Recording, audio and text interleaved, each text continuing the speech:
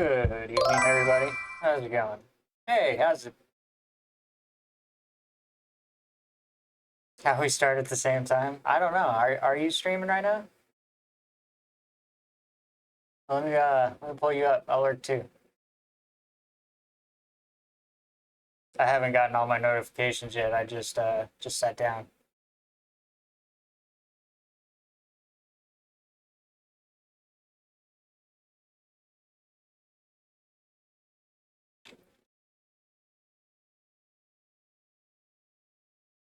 Appreciate you for coming in and lurking though.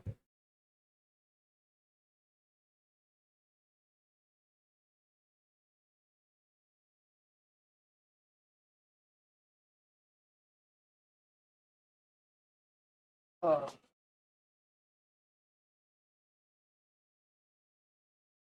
How's everybody doing tonight? How is life?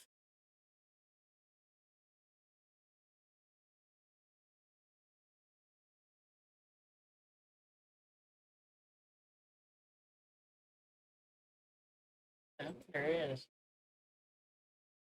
Uh,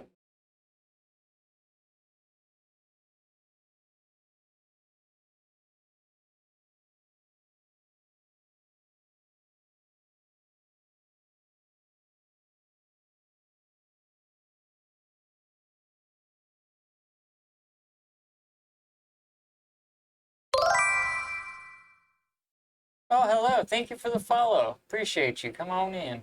Just getting some stuff set up in the background before we get going.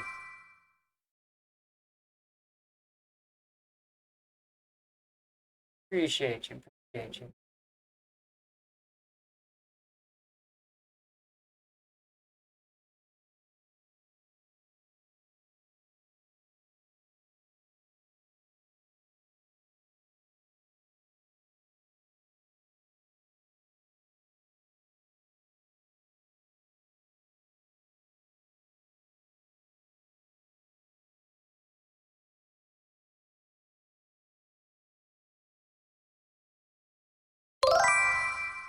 Need to, yeah, there we go. That's what I was looking for.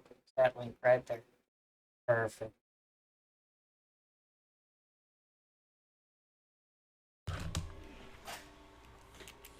Aha, here we are.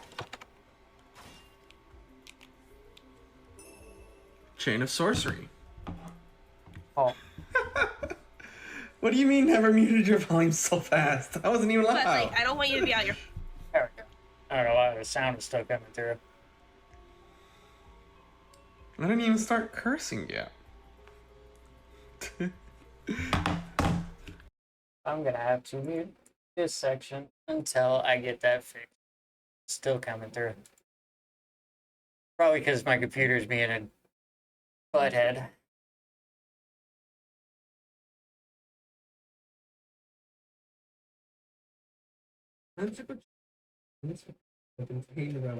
Oh boy, first.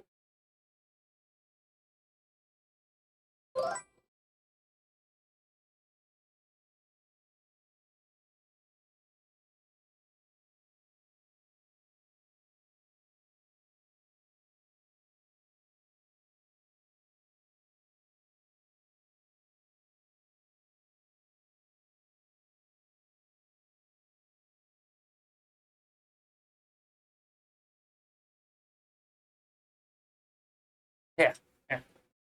Always gonna have some kind of technical issues and set everything up last minute. Well, to be fair, I did walk in the door like 4 minutes ago, so.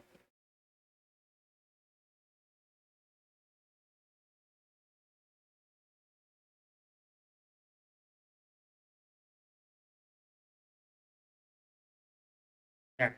All that is fixed. I can stick you over here and we drop you down here. All right. That should fix that sound issue. So we've got to turn this back on. Perfect. You know what else I need up? My book. The one I'm working on tonight.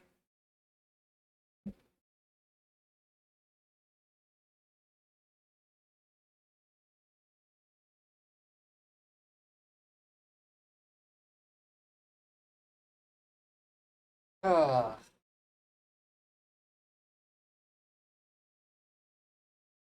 Oh, good. That Coke's still good.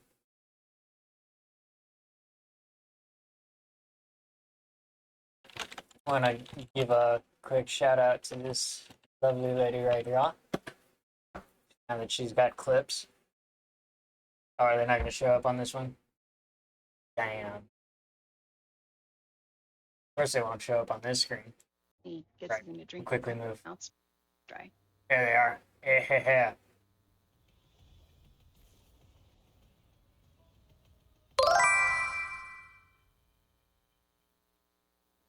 Lean on me when you're not strong. I'll be your friend. I'll help you carry on. Lean on me.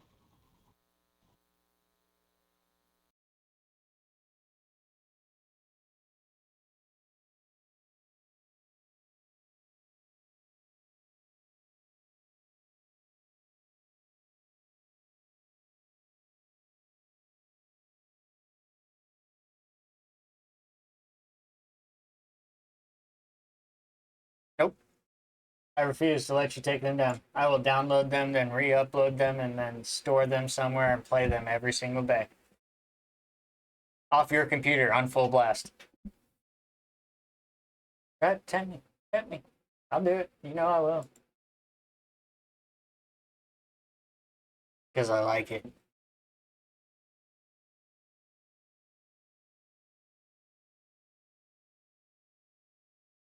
Yeah, I am mean.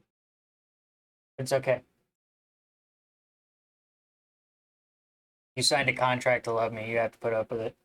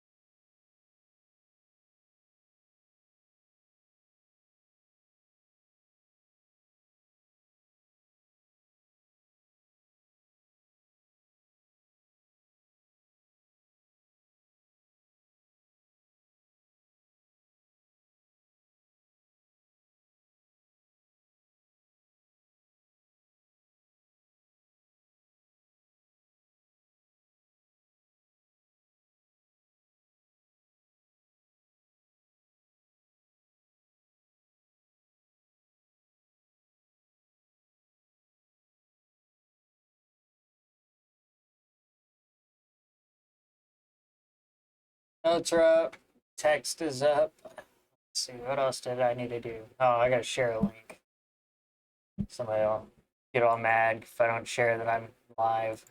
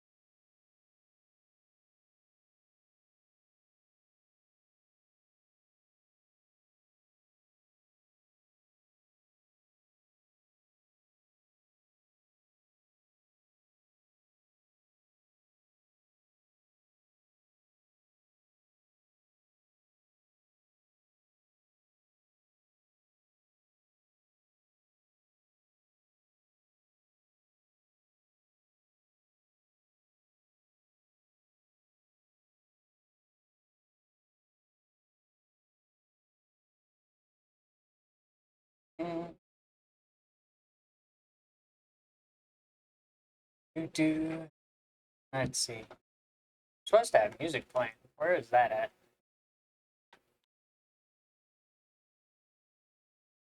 Oh, I never started the playlist. That might help.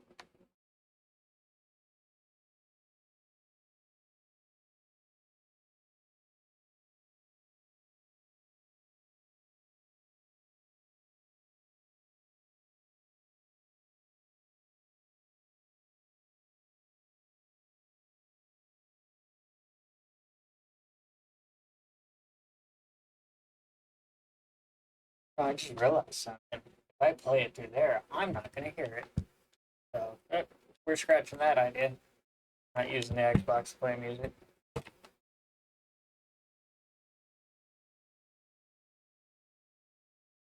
Right. But browsers are for. I'm not doing anything heavily intensive with my uh, stream today, so I can use one of these.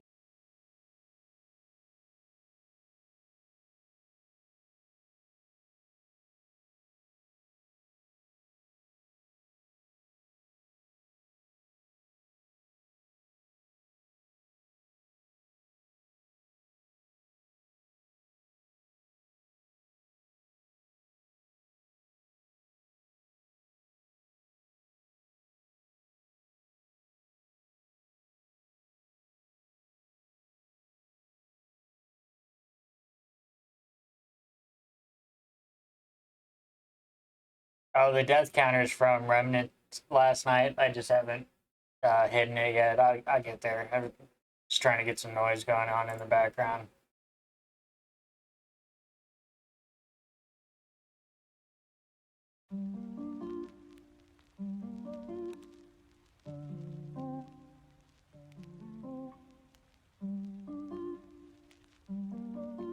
Yeah.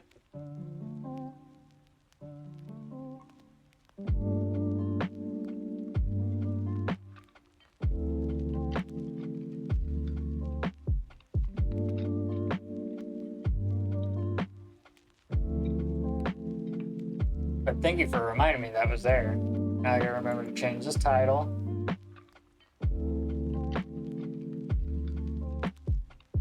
Okay. Anything else? What else we got?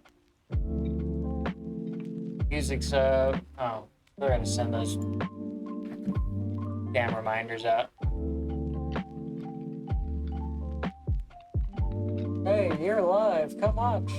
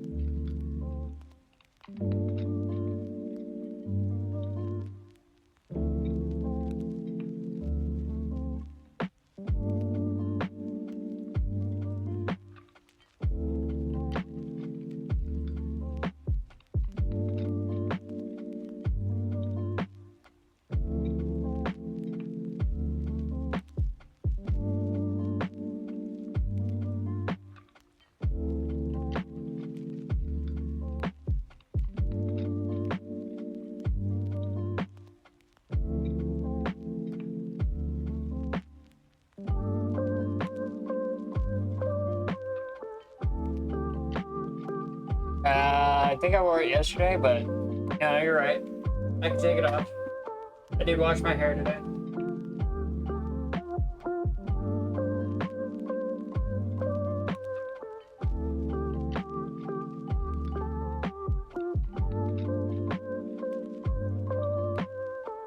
Fun fact, viewers, that I did actually make her laugh out loud, so you all know, because I heard it. She's sitting right over there.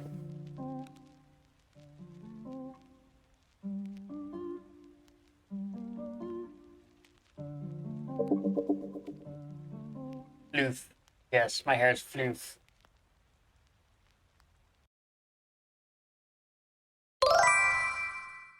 Coffee quills, shrugs. The about me says Arizona. I figure hats are worn from moments awake to moments sleep.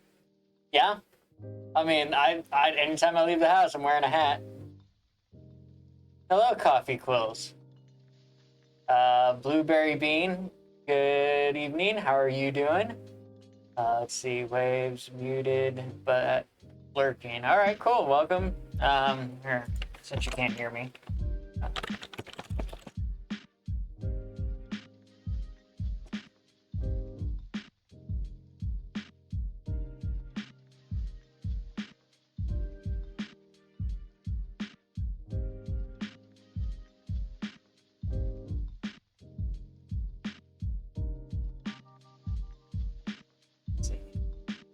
Yeah, so welcome in. My name's Decaden. For those of you first timers, I'm a variety streamer. I play a variety of different games, and I'm also an author. And I do writing streams where I sit here and work on my books with you that get to sit here and watch me do so.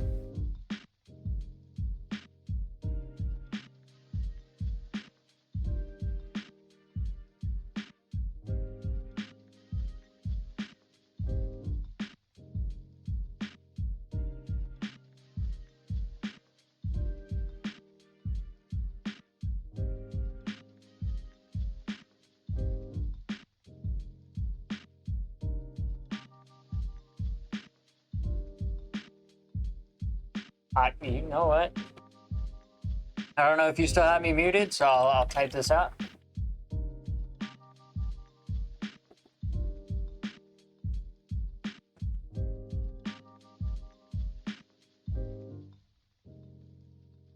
I as well have a lot of projects, close to 190 to be exact. Thank you for the follow, Blueberry. Welcome, welcome. Thank you again. I appreciate you. Yes, I have about 190 works in progress, three of which, well, I guess they're not works in progress if three of them were published. So, yeah, it's still close to 190. Yeah, I have 3 books published, 3 stories that are miniseries that are on Kindle, Vella, but yeah.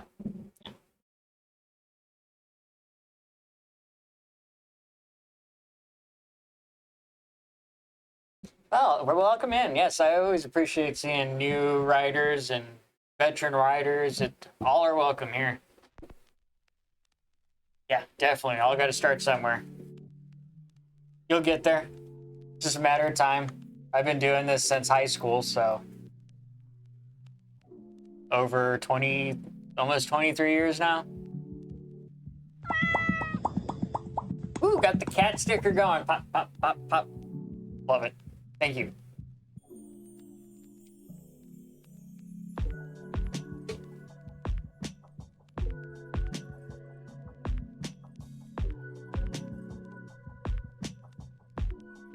Oh, thank you for the follow, Coffee. I don't know if you can hear me still. You said you had me muted, so.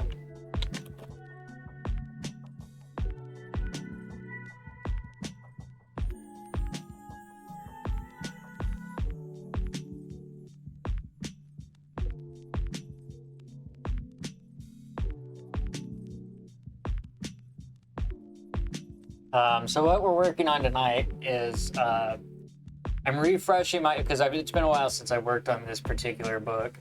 I'm refreshing my mind, and by doing that, I'm reading it out loud to stream.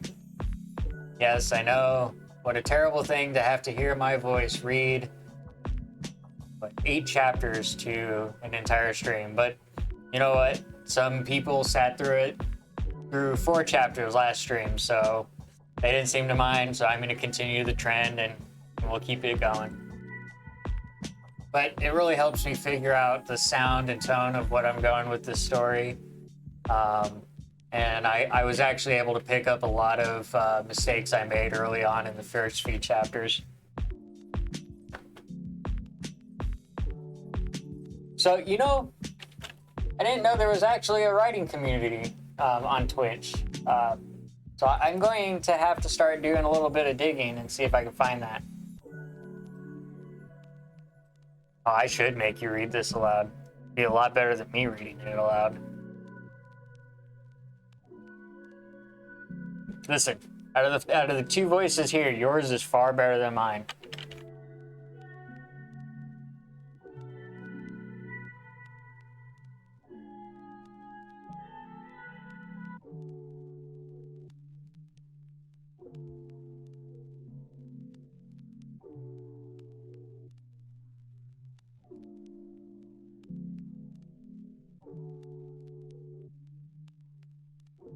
I will have more clips. Clips of you speaking.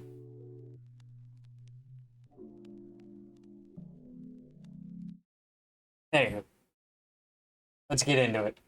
So, chapter 4, I believe we were. This is where we left off, was with chapter 4. I'm going to pull up my notes, make sure. Because I have a synopsis over here in my notes section.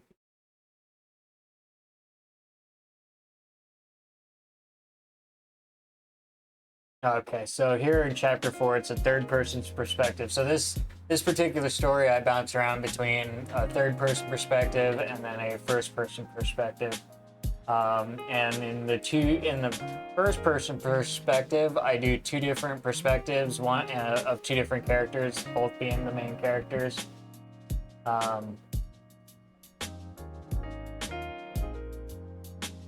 lost my train of thought. Yeah, I wish we had our own category.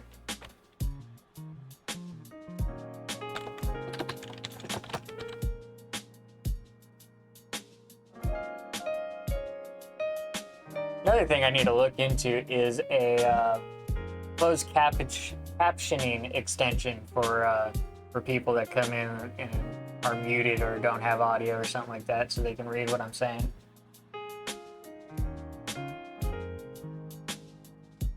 But yeah, so I found my train of thought. So I write two different main characters in the story. It also has two different styles of perspective, so first and third perspective, as well as magic in the sense of types of psychokinetics, being like pyrokinesis or telekinesis, stuff like that. So there's a lot of stuff like that in this book. Most of this is written for people between the ages of 17 and 24. So it's a young adult's book. The main characters are either in their junior year working towards their senior year or in their senior working towards adulthood. So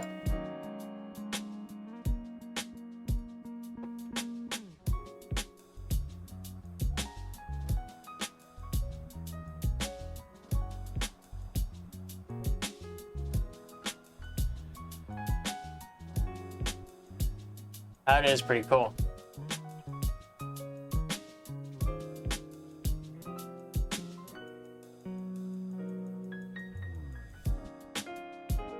I'm gonna have to start digging around into the writing community. As I said, I didn't even know there was such a thing when I started doing this. I wanted to do it just because I was gonna work on it anyway. Might as well do it here.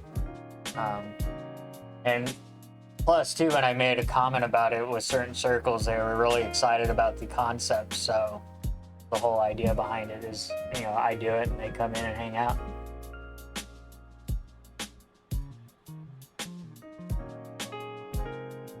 Anyway, so I'm gonna start. Lucas turns around to see someone who has attempted to torment him for the last 10 years.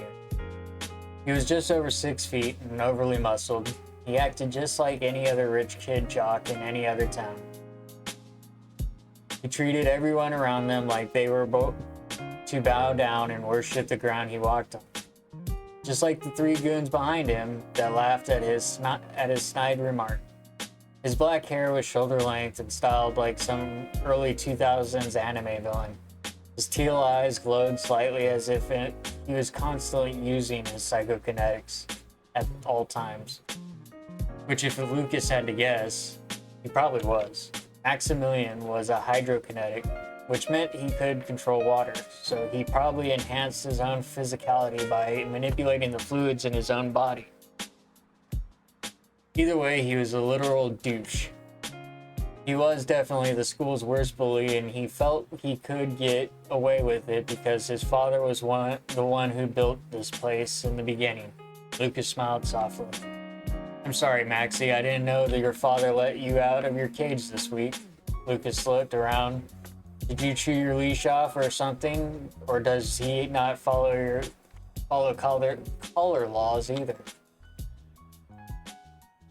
Daryl and Damien bit back their laughs as Max's eyes glowed brighter. Now, Maximilian. You don't want to upset any of the instructors your first day, Damien started. Piss off, James. Shouldn't you be in Sin's shadow somewhere? Max says without taking his eyes off Lucas. You mean like you stay in your father's? Lucas quipped back before Damien could have a chance. Darrow guffawed. Maxie shot him a glance before returning his attention back to Lucas. 1 second. I actually have a phone call.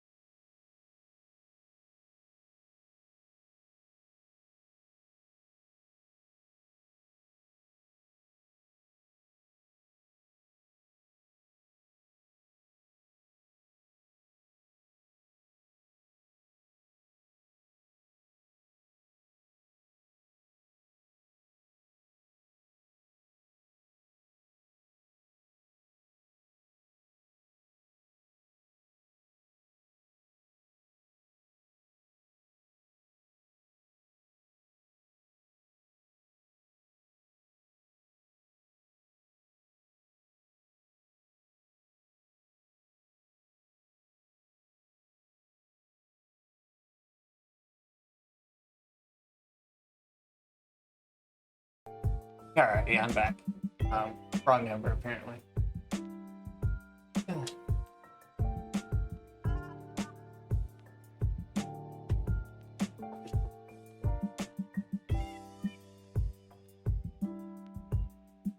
Ouch. Okay. Let's see. Seems your pet might be choking on your bull crap. Let's see. Darrow grew deadly serious. The air grew thick with tension, and their side of the training room grew quiet. Sorry, Maxie. It seems like you're the only one that keeps pets at this school. No, boys, Steven said as he came towards their group. Break it up, break it up. He placed his hand himself between Lucas and Max. Looking down at Max, he pointed away. You two can settle this squabble in the ring. Gladly, Max said as he headed towards the fighting ring.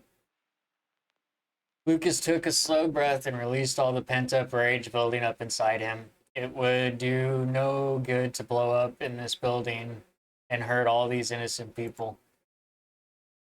Okay. At least inside the fighting ring, no one would get hurt. You good? Damien asked with his back towards the crowd. Lucas's eyes dimmed a little. Yeah, I really hate this guy. Don't we all? Darryl said. Go show him the error of his ways. Lucas started towards the fighting ring, and as he stepped into the ring, he could feel the tingling sensation that he always felt when entering the unofficial named fighting pits. Unofficially named fighting pit. As you both know, inside the circle, your powers can be used freely. No one outside this ring can be harmed. There will be no fatal strikes of any kind. If you attempt to kill one another, you will be sent to the board, and they will review your actions and decide if they should strip you of your gifts. I want a fair and clean fight. I feel that. I, too, and that's why I do this and reread some of the stuff I've already written or go over my notes. I do a lot of, let me mark my place real quick. I do a lot of plotting, so I plot everything out, and so I'll plot an entire series or book or whatever I'm planning before I ever write it. Oh, I can't reach it. There it is. There we go. Okay. But yeah, I'll plot it all out. So a lot of the times, it'll sit on a shelf somewhere for a year, 2 years, 3 years, shit, however long ago it was I created it. And then I'll come back to it. And then I'm sitting there going, what was I planning for this thing? And then I'll have to go through my notes and then sit there and try to ponder what I had started working on. And I'll jump from book to book. So I definitely get, struggling to figure out what to write.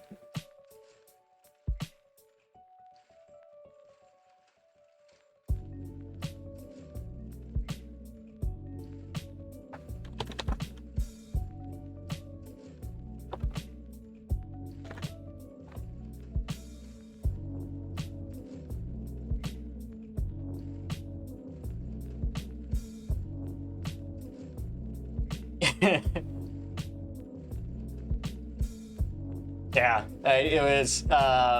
So I think the box is. How do I show this? So it should be. So there, here's my mouse pointer. It should be in this particular area. Is where the box I have set up. Sometimes the sticker lands perfectly on my face. Sometimes it doesn't. It just depends when you hit it. Yay! Speaking of boxes.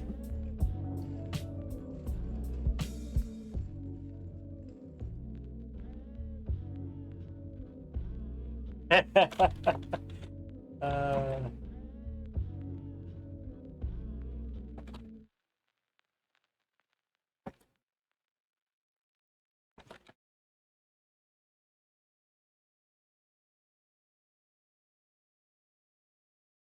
yeah, that is a really cute griffin.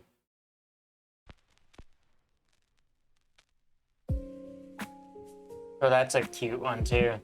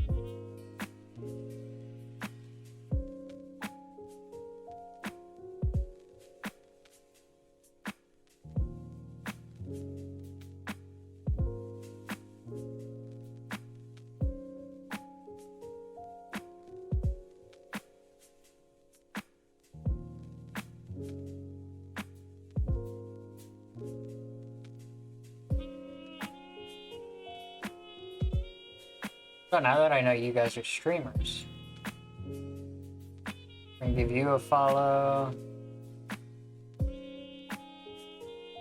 Give you a follow. Definitely gonna come check you guys out.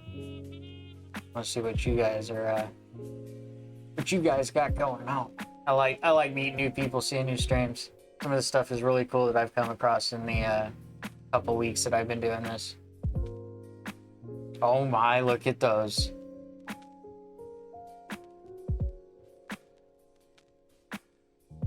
I like the dancing dino.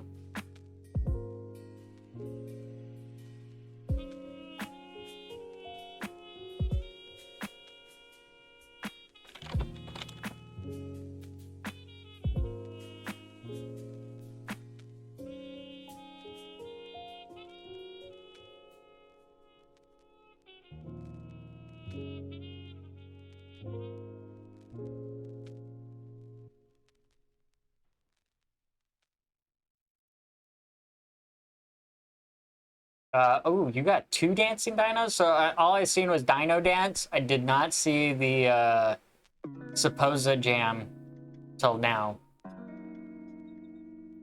Oh, he was hiding behind the blue, what is that, the 8-bit loading? Pixel one. The Pixel one is, it's the Dino Dance is what it's, if you type it out.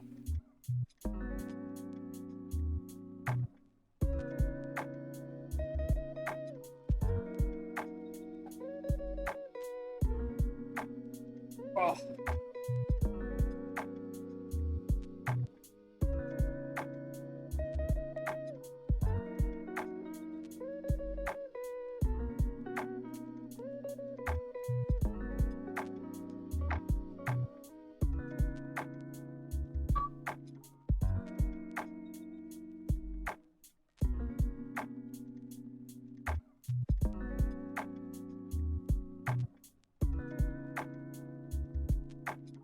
Yeah, I do use that one. I think my it's either my hype. Is it my hype message? Yeah, there it is. My hype message has the dancing dinos.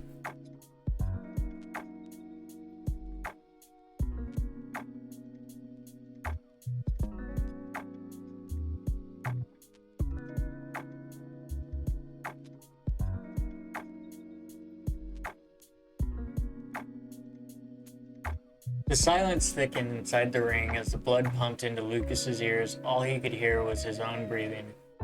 Go. Lucas's eyes glowed bright orange, and he used the fire in his chest to feel his muscles as he contracted the muscles in his legs and started to press off the training hall's floors. He could feel the matter underneath his feet give way. His hands darted out for Max's legs in his effort to double leg takedown. His goal was to get Max under the ground. Oh, his goal. Got it. And that's why I do this, is to find those little arrows. That's what it is. Alert. Oh, thank you for the alert, Joy. Thank you for coming in and hanging out.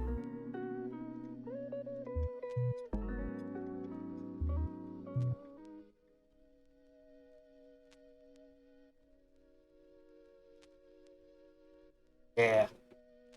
It's always a struggle. It's the life of an author.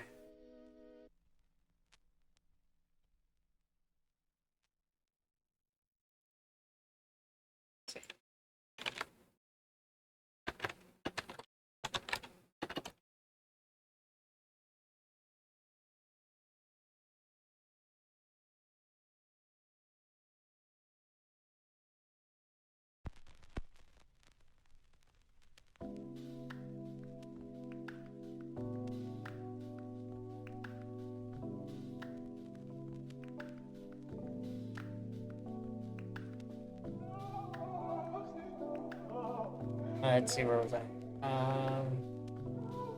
Let's see, his goal was to get octopus.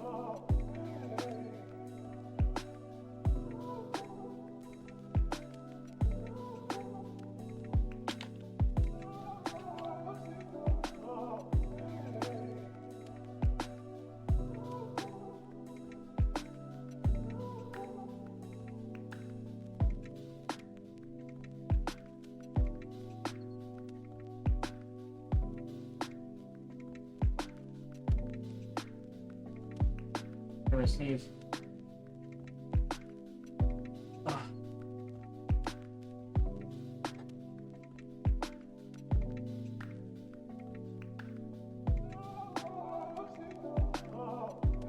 Let's see, here we go. Let's see. I done lost my place.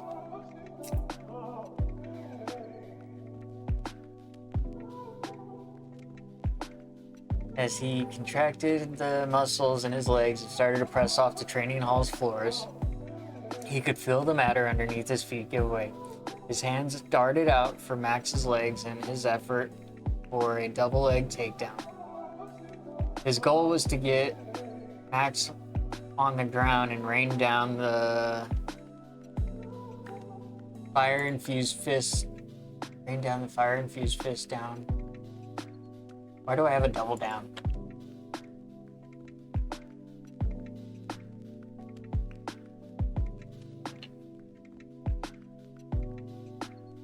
There we go. On to his opponent. However, just as he neared, Max sent out a water blast from behind Lucas, taking him by surprise, sending the other boy to his stomach.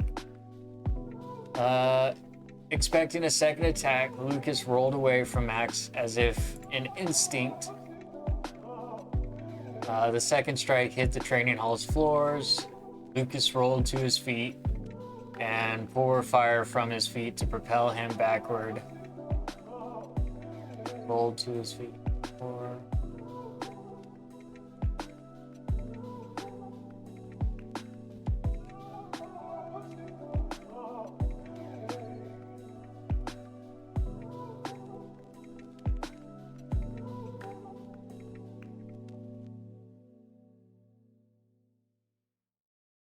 I can give you my author page on Amazon.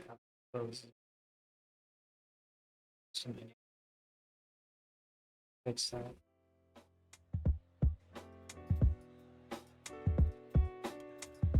I don't know if I have links. She can't hear me.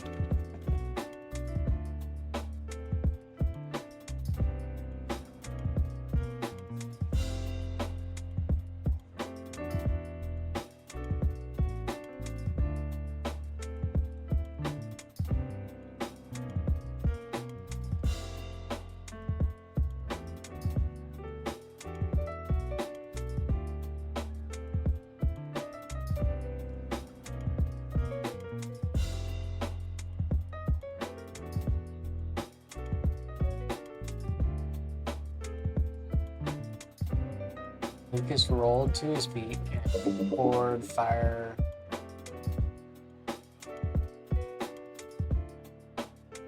from out of them. He propelled himself backwards.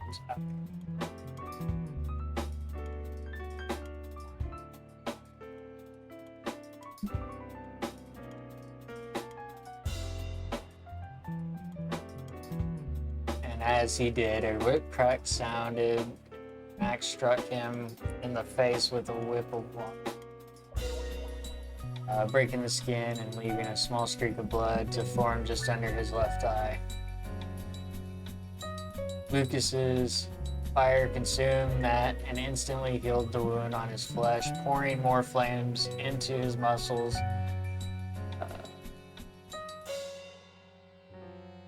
He sprinted forward again, this time too fast to be seen.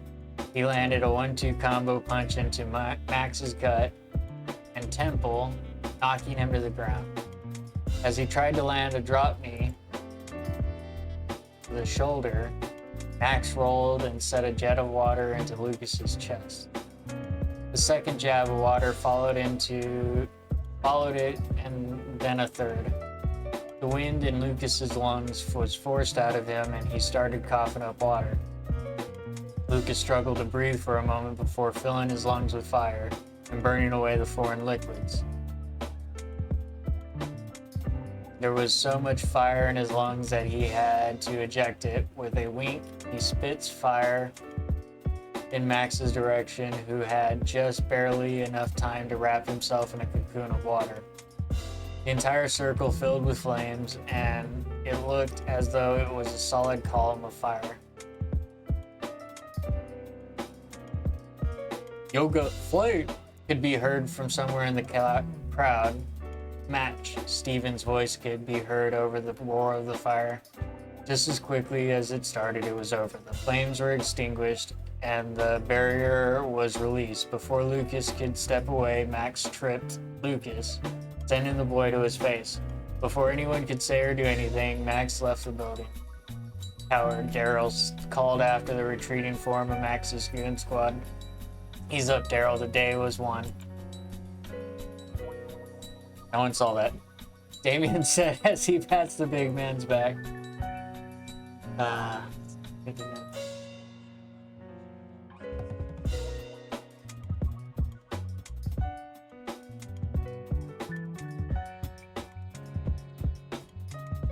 Let's see.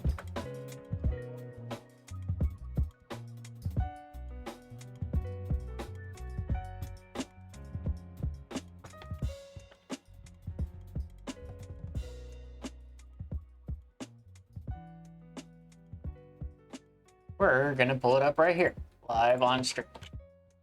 Amazon.com. My wish list, don't mind that. Stuff I want for streaming. Let's see. Search. Coffee. Close. You know, there's supposed to be 2 F's in coffee. Indicating. Why won't you let me put that second one in there? Thank you.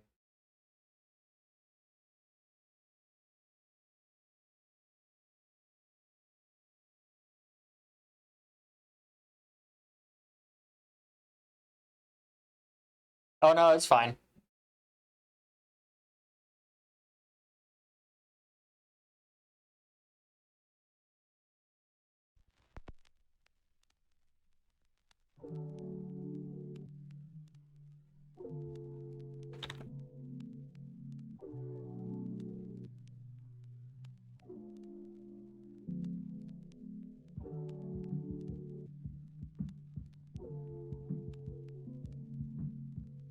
Perfect.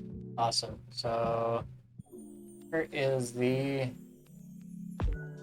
follow. And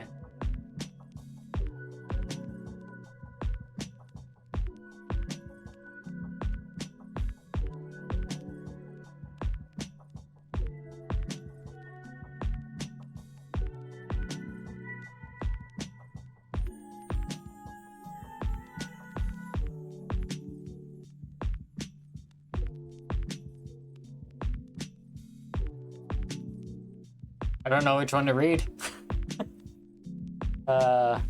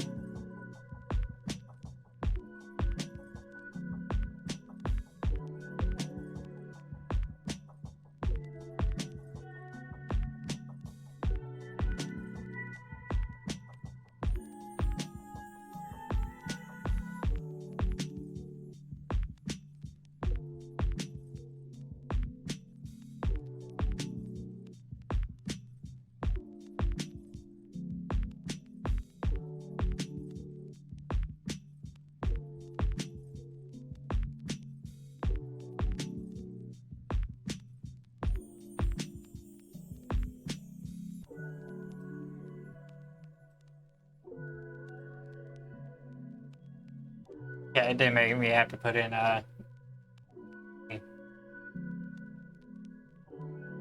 any information.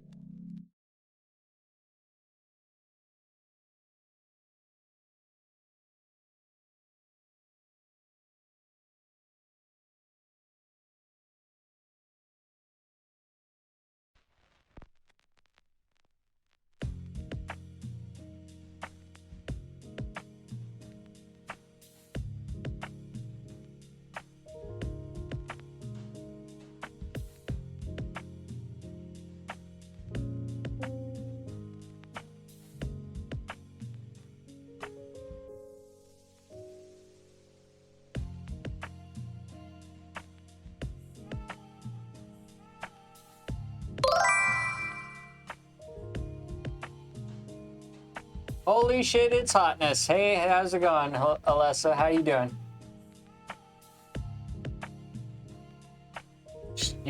Alessa's talking about the book cover. Right. Yeah. That's what's hot right there, is that book cover. Look at that. Look at that cover. All the hotness there.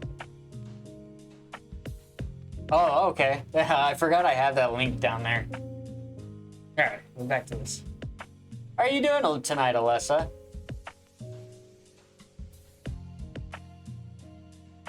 Welcome in, welcome in. We're doing a little light reading while I refresh my brain on this book I've been working on before I start writing the next chapter.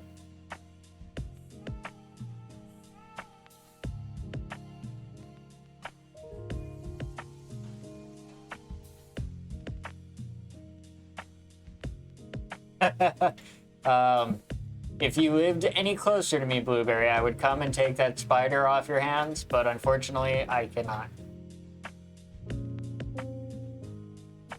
Yes, I do, I guess, in the sense, write an isekai. I forget you can't hear me.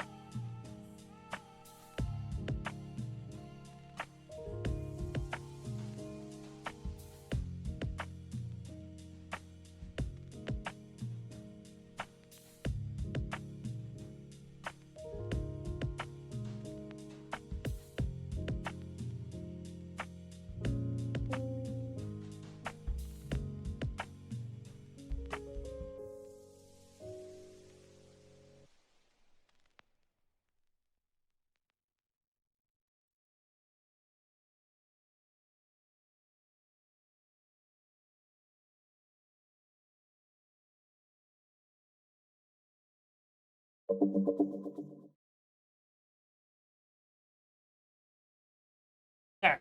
Do, do, do, do, do. What is for dinner?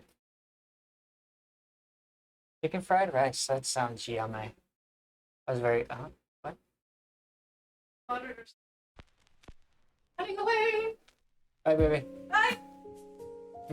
That was my wife, y'all. That you seen running in the background there, right behind me. How are you confused? What did I miss? What's an isekai? So an isekai, I'm gonna assume you can hear me. An isekai is where the main character is sent to another world, typically a game world or a world they don't belong in.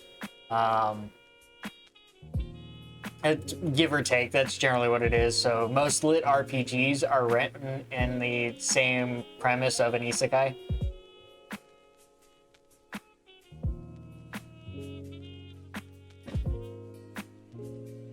So with my main, I died and became the Demon King. So it's mostly like all the animes, like trying to think of a good title that like most people know.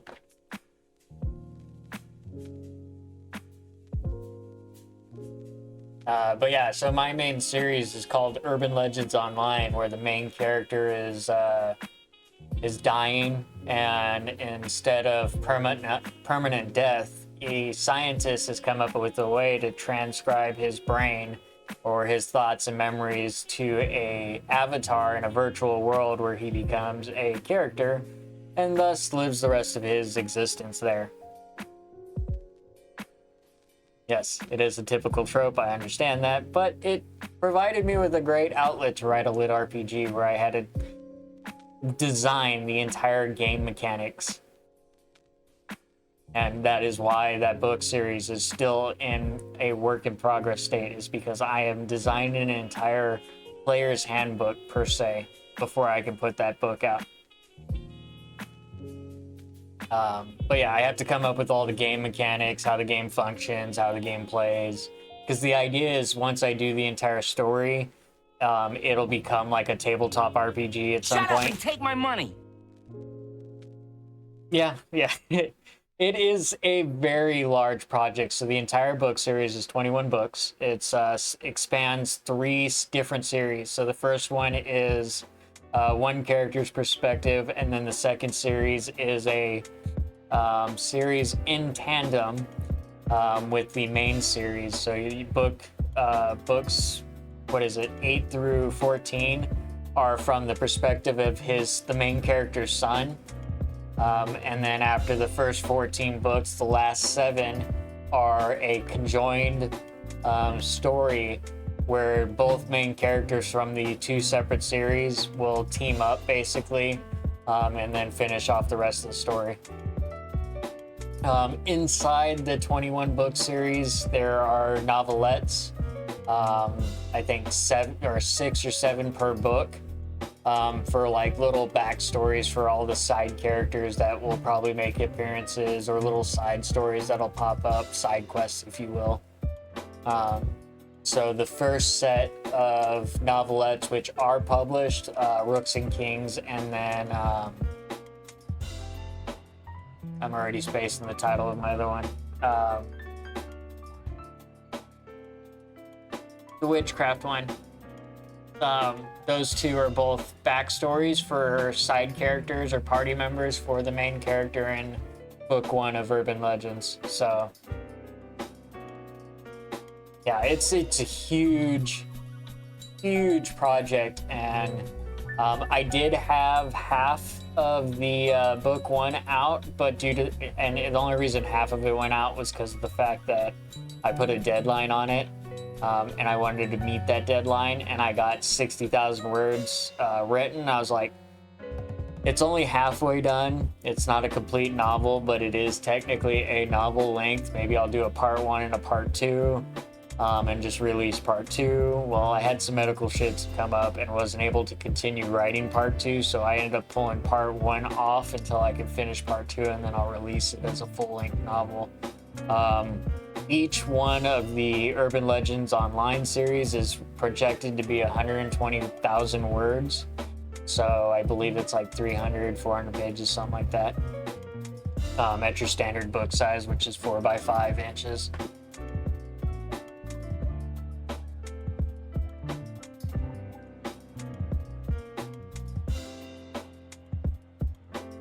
Yeah.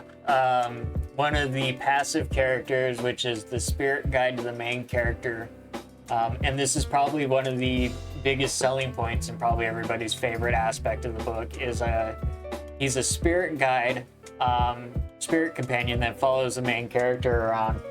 And the way I write his dialogue, it reminds everybody of the way Ryan Reynolds talks. And so he has that mannerisms and the way he speaks to people.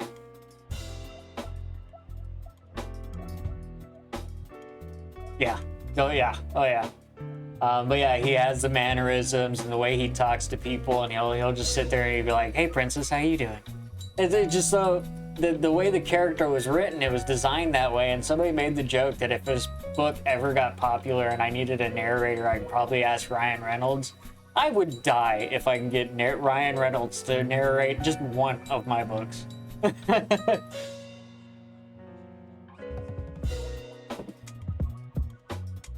But I do have a good narrator that does the audiobook for Rooks and Kings. He did an amazing job with the character. So there is that. I do have narrators that are working on my stuff. And I have a couple more narrators lined up that want to work on projects with me. I just got to finish writing the books. All amazing, talented people.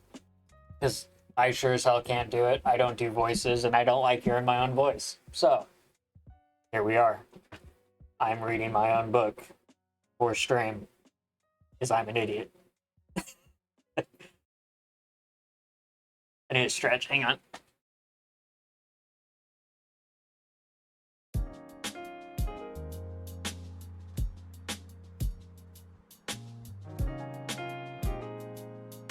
Oh.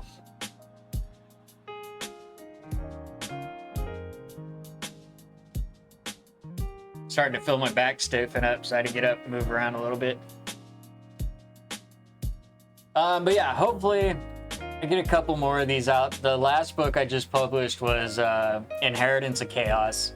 It is a full-length novel set in the world of Faerun, which is the D&D world. It took me a lot of writing and a lot of convincing to be able to get the rights to publish that book. It is an unofficial D&D book, so Wizards of the Coast is not responsible for it. They don't make profit off of it, and at any point they can claim it. I would not make a dime if they did claim it. That being said, it is on Amazon as well. It is about an artificer who was who basically was put into a situation where he ends up looking into a orc raid that demolished his hometown, and it's basically a prequel to a campaign that he was in that I played him in. So it's basically my D&D character that I turned into a full-length book. It was supposed to be just a backstory, but I got a little crazy with it. But he's accompanied by a filigree fox that is about the size of a I want to say a beagle, 14-inch beagle. I don't know if you guys have ever seen a beagle. They're tiny.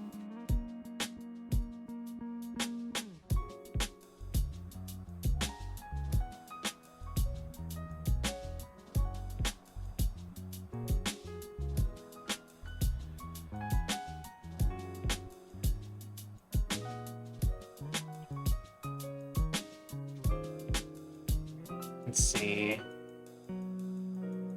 I just wish other worlds. I also wish other worlds existed. The real one is so boring. This is very true. One thing I really enjoy doing is playing D&D Tavern Ambiance. A lot of the reasons I don't get to play certain things like that is because they're copywritten, and Twitch would have a fit if I played certain stuff that I'd like to play. Because normally what I listen to is, depending on the scene I'm writing. If I'm writing a combat scene, I will do like hip hop style instrumental to give me kind of like a tempo and beat to write to. If I'm doing like let's say just a normal scene, comfy cozy scene, that I'm usually writing to violins, just stuff that I listen, you know. But rain sounds put me to sleep, so I cannot write to rain sounds. We don't get a whole lot of rain here in the desert, so I would be right here at my desk if I did that. Let's see, says nothing since Ginger, my partner, spooked me awake at 2 a.m.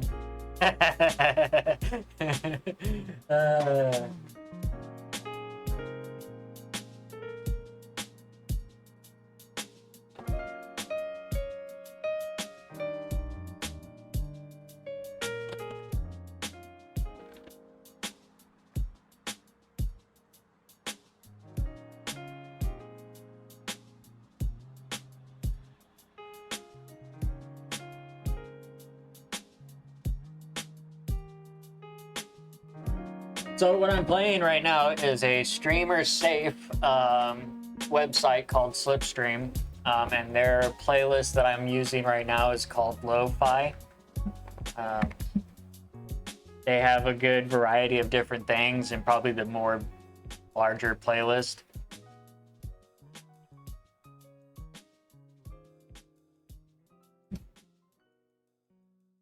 Trying to find a good place for my mic now.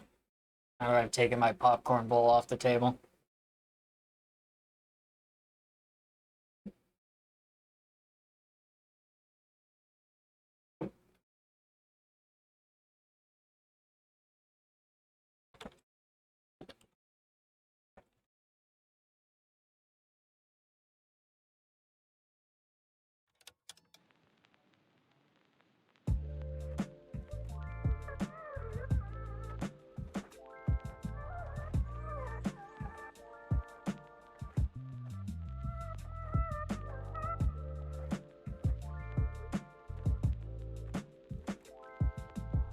Amongst other things. I mean, I'm getting old, so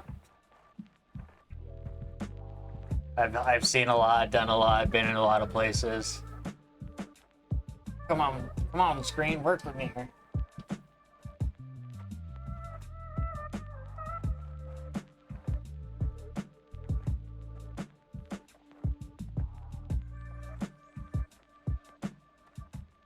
Okay, I'm gonna jump back into this.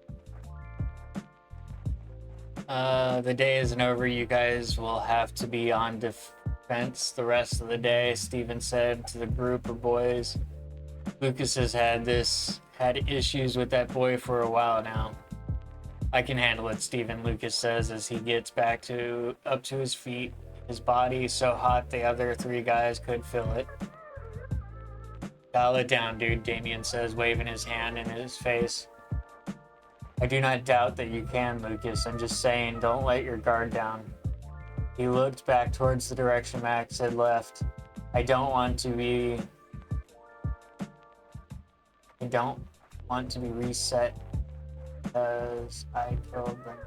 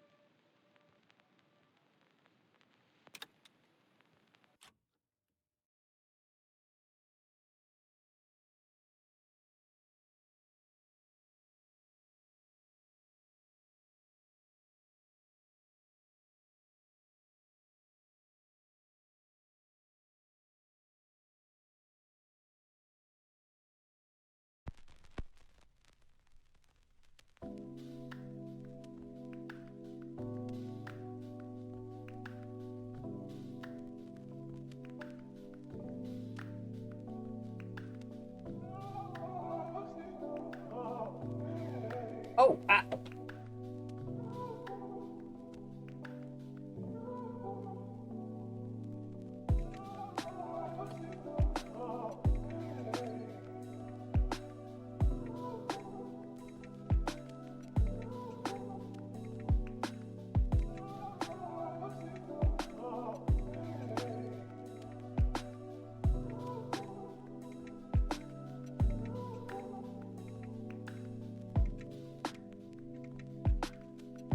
Wait, are you streaming right now?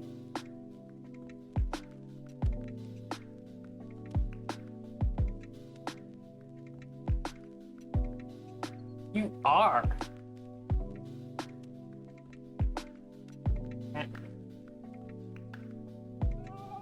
You get added to the lurk list.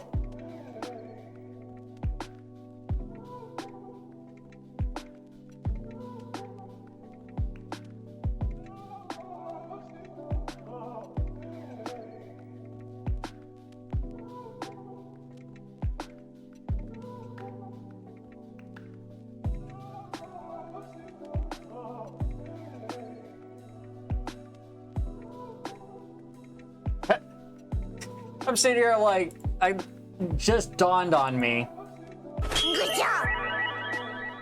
Oh, that's too far down there. I can't reach it. I don't think I can move it either. Son of a gun. How the hell did it get down there? That's what I want to know. Normally it's supposed to be like up here somewhere.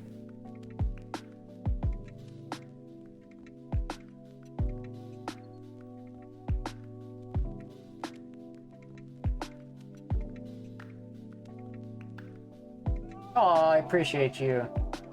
It's so awesome.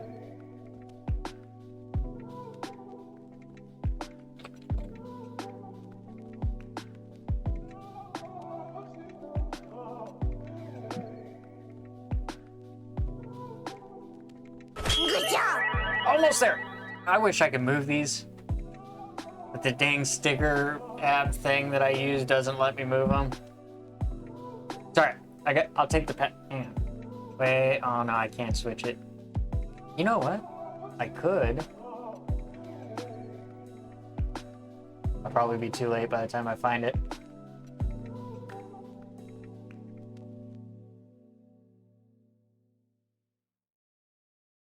Ah, there we go.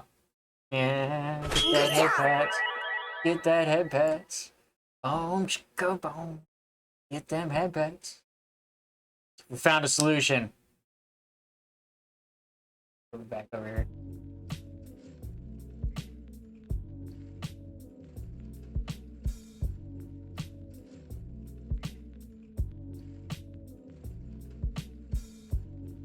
Yeah, I found a solution.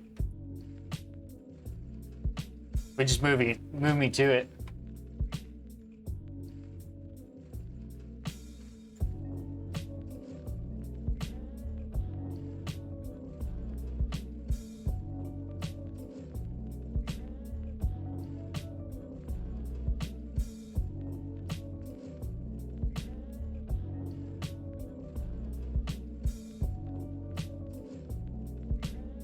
Not even.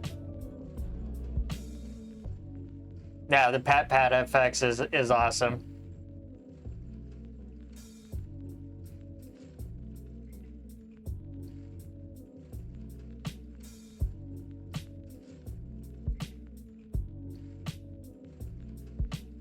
What else did I miss? Did I miss anything else? Bum, bum, bum.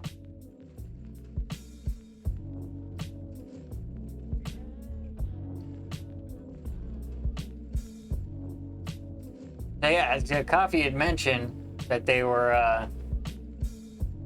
they'd stream regularly. It started to click into my brain that they were streaming right now. So I was like, let me get over here and check them out. I want to lurk in their stream since they're over here chilling in mine. I always find that so awesome is when people come over here and lurk in my chat and they're in the middle of streaming. It's like, dude, what are you doing? But I mean, I do the same thing, so I guess, I mean, fair is fair, right?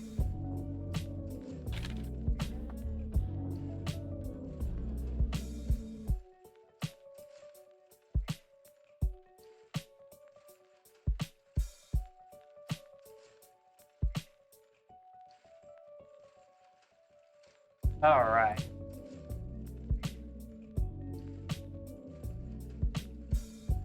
We can get back to reading this. Let's see. So I do not doubt that you can. Oh yeah. So I don't want to be.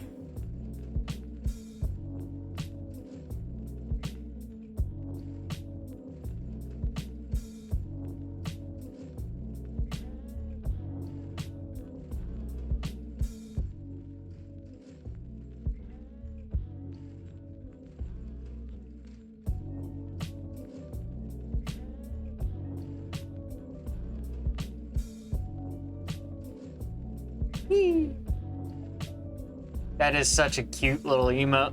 Man, I gotta get me some cute emotes. These things are adorable. What the hell is that thing? I don't know, but I want it. The 8-bit drummer. We're gonna give them a follow. I don't know who they are or what they do, but I want their emotes. That's for sure.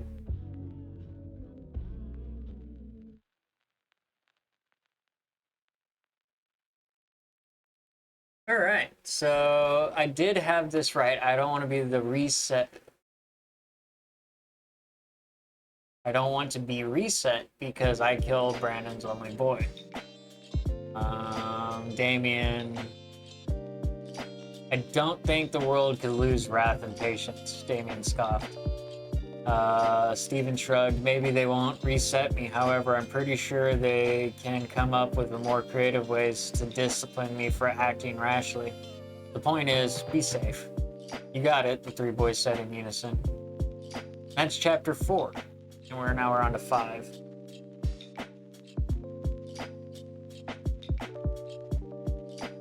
Hey, I'm very glad that Coffee suggested you to me as well. I'm not even sure how Coffee even heard about me. I'm a little impressed that I've reached that far.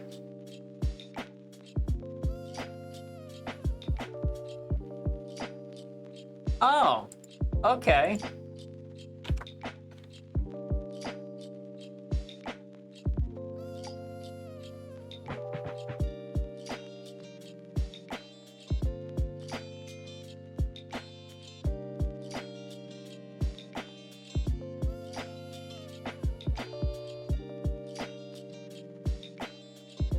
Yeah, this is technically my 3rd writing stream, so like this isn't even my normal, I guess my normal shtick.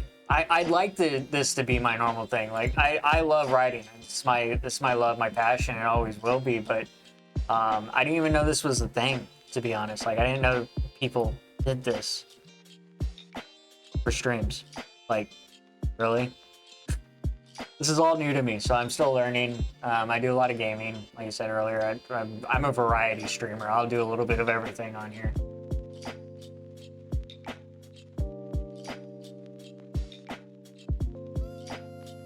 Aww.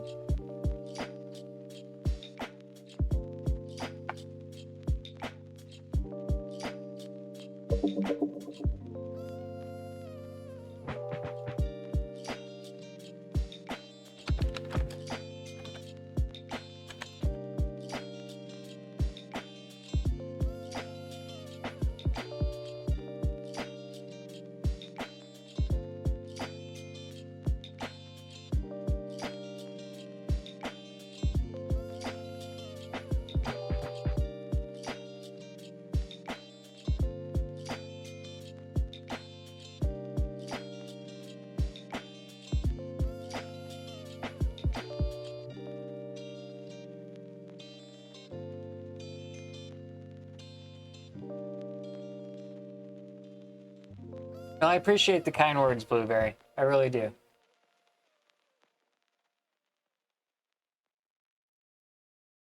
Actually, I definitely try to bring a lot of love and happiness to the community, and you know, share what I can and just make people laugh and smile. That's my goal. That's why I'm on here and do what I do. Is I want to make people laugh, smile, and just enjoy themselves. What am I doing, Hotness? Right now, I am just chatting with the these lovely people that are coming in here and hanging out with me. And I'm also trying to brush up my memory on what I've been working on. I started writing this last year. And I haven't touched it since, so I'm just refreshing my mind on where I last left off in this story. I've got a few more chapters to read, and then I will start working on chapter 9. How are you doing, Alyssa? I know you popped in earlier, and I had asked you then how you were doing. You never replied back, so I'm a little upset, a little hurt.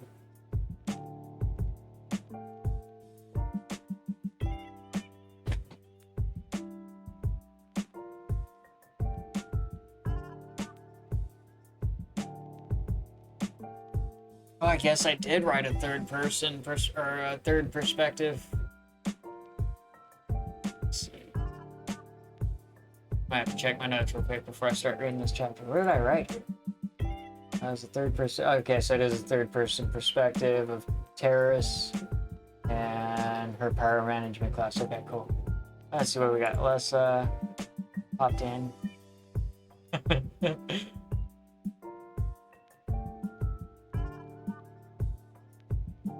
I like that brow one. That is freaking awesome. I need to start commissioning because I'm getting pretty close to affiliate. I just need the views. I need to start getting emotes made or commissioned or one of the two, just so I have them ready for when I do go affiliate. Appreciate you for lurking. Thank you for stopping by. But yeah, I need to get those things set up.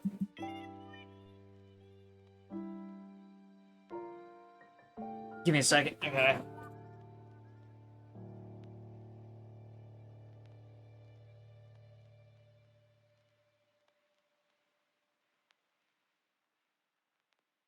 It takes a minute.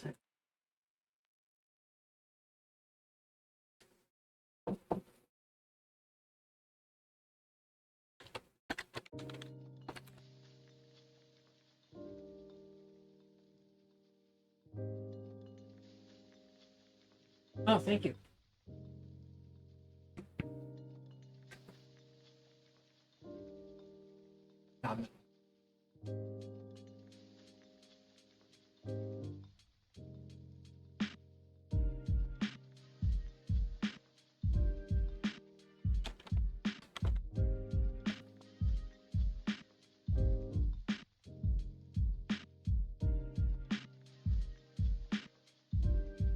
For those of you that don't know, Lessa Wolf is a streamer as well.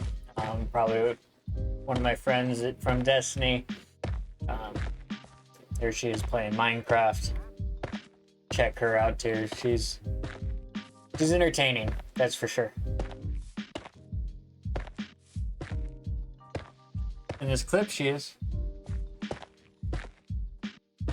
Yeah, she was last playing Call of Duty Modern Warfare 2. She's actually really good at shooter games, which is funny, because she kicks my butt.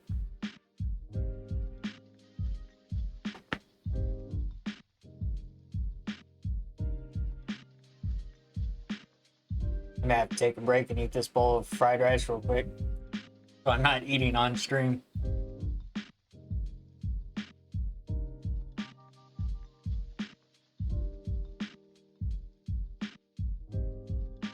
Alright, let's go ahead and get back into this. I'm gonna read one more chapter and then I'll take a short break and eat real quick. Chapter 5. Girl, it says right here, the user can control various attributes of the regeneration process, such as the rate and parts to regenerate, and whether the regeneration would even take place. They can control the speed of the healing factor of themselves or others to help close off wounds or regrow limbs without leaving any scars. Conversely, that word never rolls off the tongue right. They can't conversely. Okay. Conversely, that word never rolls off the tongue right. They can slow down the process to increase bleeding and the risk of infection. See? Lisa says as she looks over the textbook on psychokinetics she had thumbed to the regenerative kinetics section. Why did I make my words so hard to pronounce? Lisa was a very beautiful young lady. She wasn't very tall, maybe 5 feet at most. Are you sure I should have put a period there? And now this thing won't go away. Yes? No? There it goes. Okay. She was thin and shapely. Her long blonde hair nearly reached the floor. What set her apart from most of the other girls was her light pink eyes that contrasted with her deep bronze skin.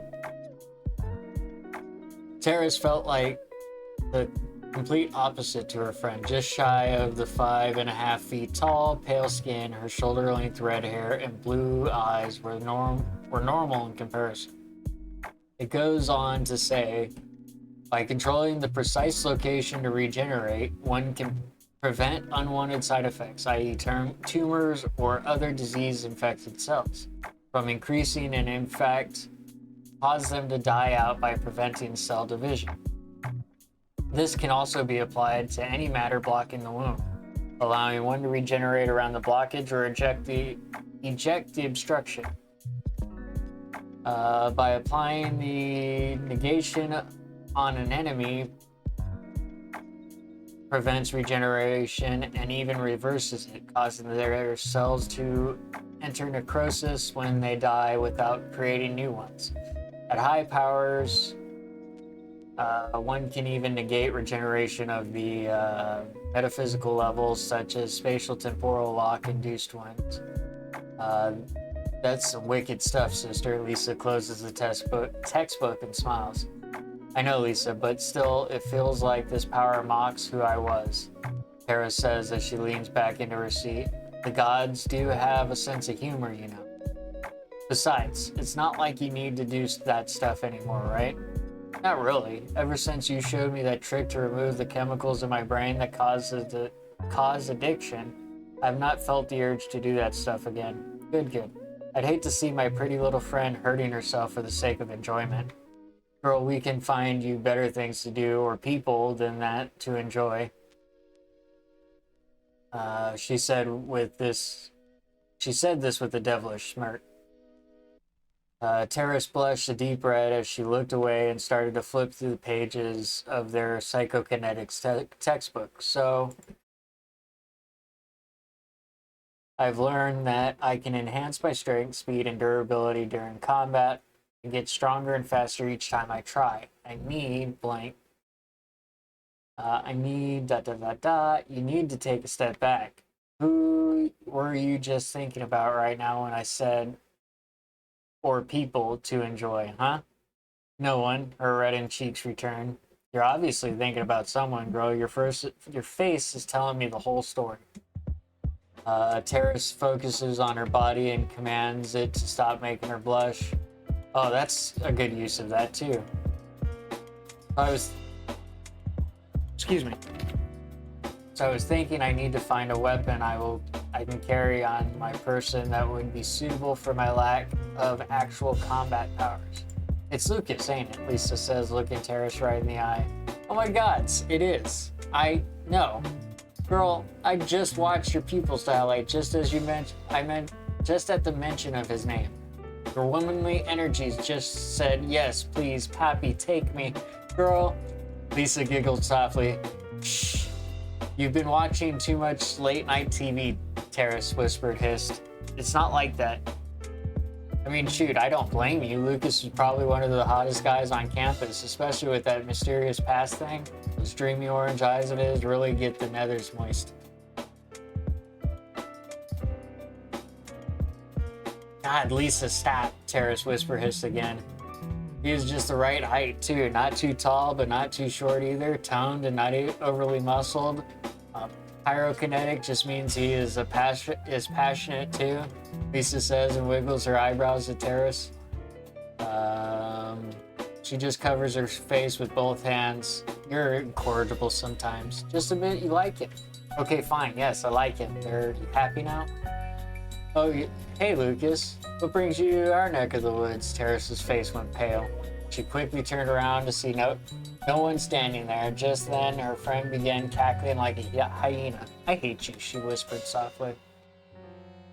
Lisa, terrace. Miss Potts called out from the other side of other end of the room. Other end of the room, maybe?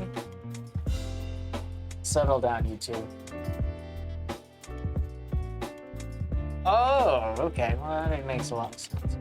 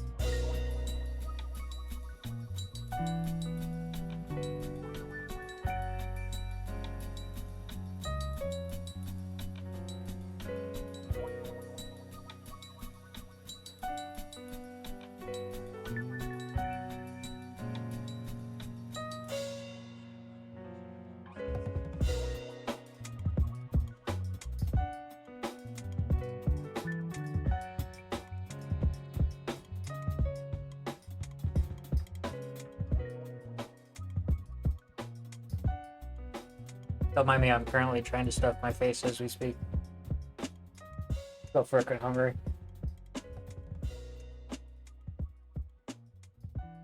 Oh, no.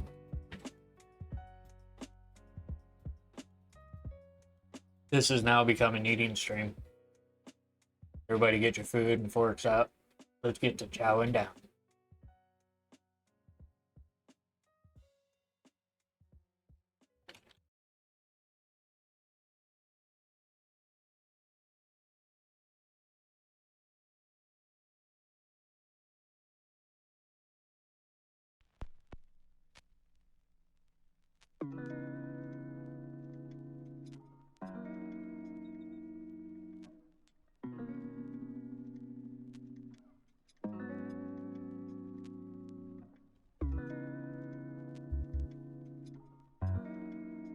I was gonna do a break right after this, finish reading this chapter.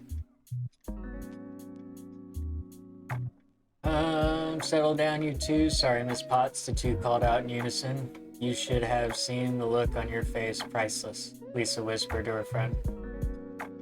Terrace just threw a pencil at her. Are you going to the Winter Festival? Of course I'm going to it. Of course I am. You think there is a sin alive who gets to miss that silly thing? I'm playing the piano that night, she said softly, looking down at her hands. Oh, my gods, really? Lisa almost shrieked. When did this happen? Today, Miss Zamora asked if I would play. Congratulations, Tara. I'm so happy for you. I may actually enjoy this year's Winter Festival. May? Well, regardless of how amazing you sound on the keys, I always hate having to do the song and dance number we have to do. After so many years, it just wears on you. What's that like? Come again? Being an avatar. What's that like? Just like being anyone except that I have extra insight into everything that pertains to otherworldly existence. Lisa looks around the room for a moment before returning her attention back to her friend. Honestly, it's not much different from the reset. That's gotta be so weird to have to do. Honestly, it's not that bad. It means I'm immortal for one. I get to live for close to 100 years. Then I get to do it all over again with a new group of people. You have many best friends then? Not any like you. Aw. You will come to see me after this next reset, right? Of course, if I'm still alive. Are you not aware of what you're capable of? I guess you're right. So, the bell rings, and all the students start packing up to leave the class. Lisa and Tara start packing their bags up as well. Just before they head for the door, Tara places her hand on Lisa's shoulder. "I will be there for you for your first breath of life," she promised. The two girls left the classroom, smiling and laughing. All right. We are now at chapter 6. I have 3 more to read, and then I can start writing chapter 9. So we're getting close. I'm going to devour and inhale this entire bowl of rice, chicken, corn, carrots, I think green beans, and peas. So give me about 10-15 minutes and I will return.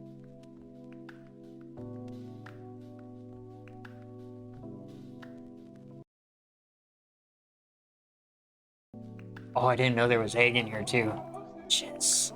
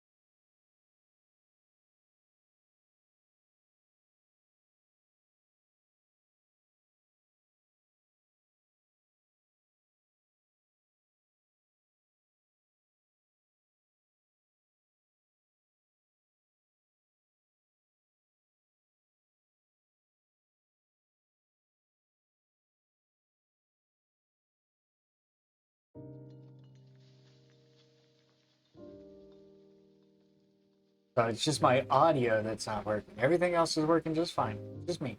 Me was the only thing not working. Anyway, I am back. I have devoured my food. And we can get back to this. Just double checking some of the stuff that I have on my sources.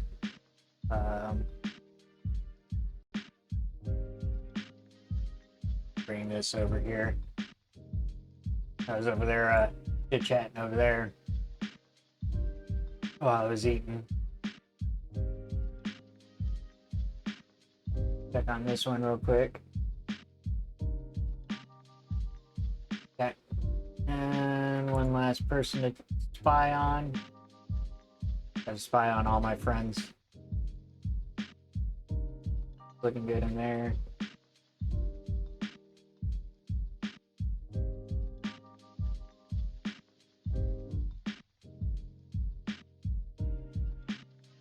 All right, cool. We looking golden. All right. We get back into this, folks. I'll get ahead and serenade you guys some more with chapter 6. Come on, move over. Damn chair. Wearing divots into this mat. I'm gonna have to move it.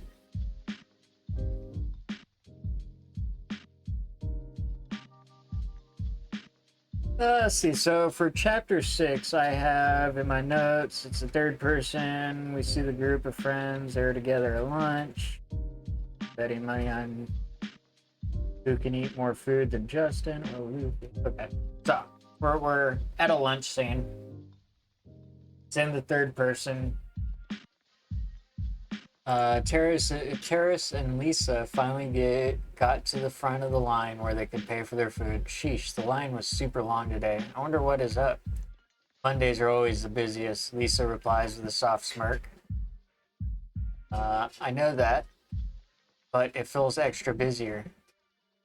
You could be right. Why are there so many people at our table? Terrace tries to look through the crowd, but no one parts long enough for her to get a good look. I don't know, but I thought I just saw Justin and Lucas facing off for something. Lisa's face scrunches up.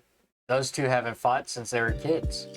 I don't think it was a fight, Lisa gasped, and a huge smile graced her face. Eat off, both girls laughed. Justin and Damien looked each other directly in the eyes, neither one breaking their gaze or blinking.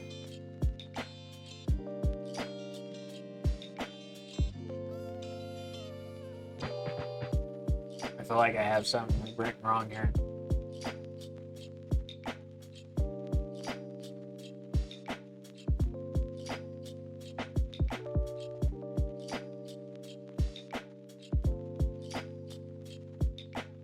I do. I have a lot wrong here. Okay, so let's fix this one.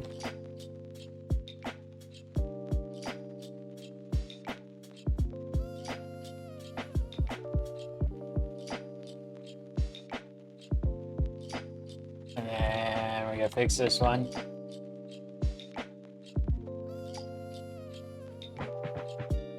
Oh no, that was right.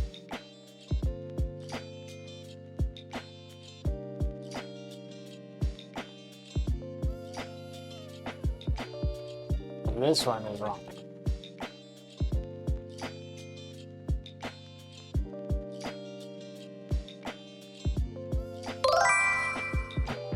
Oh, hey Cammy, how are you doing? I'm doing all right. How are you doing? Welcome in, welcome in. What's up, gamer? What's up? What's up, sir? Today I'm not a gamer. Today I am my writer-author form. So I got that book cake. I'm glad you're doing good.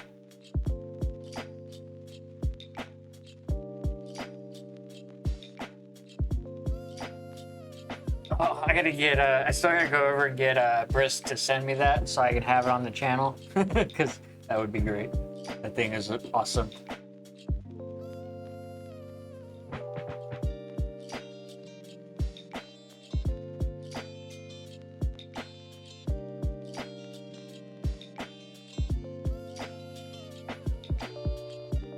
The booty book. Yes, the booty book. Gotta have the booty book. It is definitely going to be a emote that I'm going to use on my channel with her permission.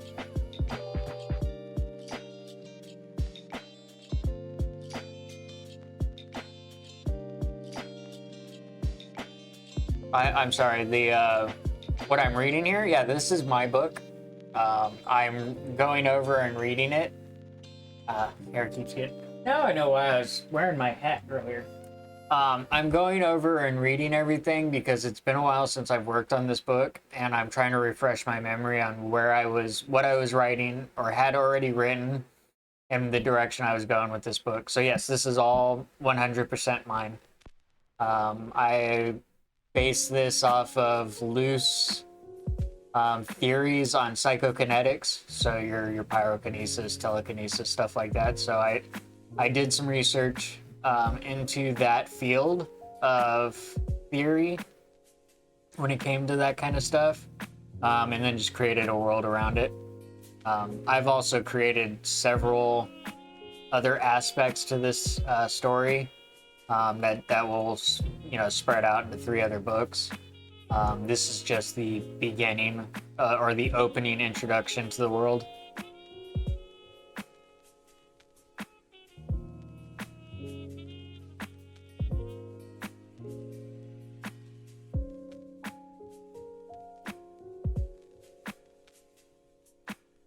Yeah, I have 69 followers. Giggity giggity. Alright, that's about the lewdest I get this whole stream. But I just now looked over and saw that.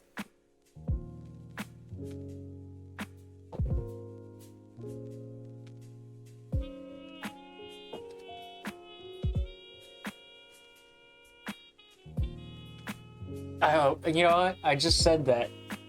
And I'm hoping one of the girls wasn't watching stream right now. Who's watching? I gotta go check the guest list. Who's in my list right now that I've done made a fool of myself?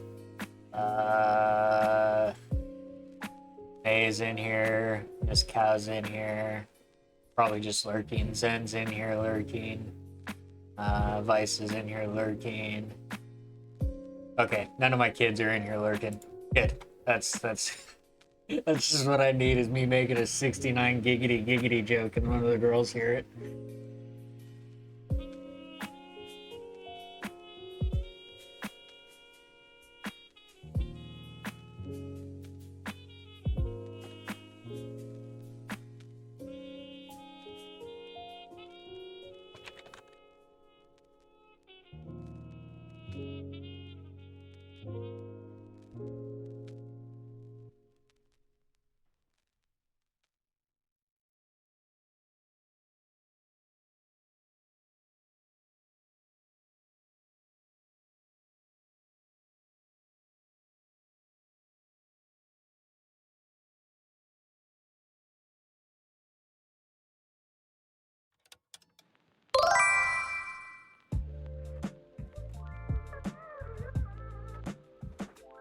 What up, Kevin? How are you doing, buddy?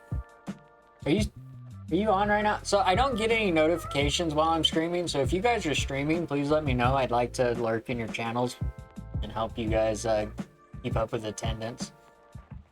But yes, Cammy, no, yeah, I think Damien is a very commonly used English name or American name, however you want to look at that. So I use Damien a lot in a lot of different projects, to the point where I probably overuse it. Oh, okay, nice. Well, I'm glad you're getting to chill finally, and I'm sorry you had an exhausting day.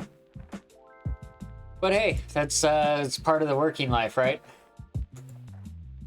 Welcome in, welcome in. I'll get back to reading this this chapter, and you can chill with me. And my cousin name is Damien Axel. That's a kick-ass name.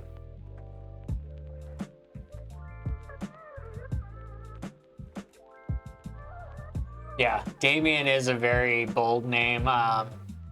The character for this Damien is Damien James is his full name, and he manipulates smoke. So I believe, I'm trying to remember what the kinetics is called, but it's basically smoke manipulation. So he can manipulate, like his body can become smoke, and he can like walk through walls and stuff like that. So that's his ability in this book. So that's Damien James.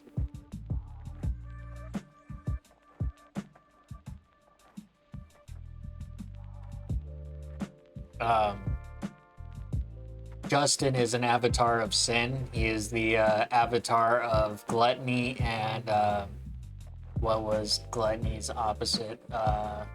Temperance.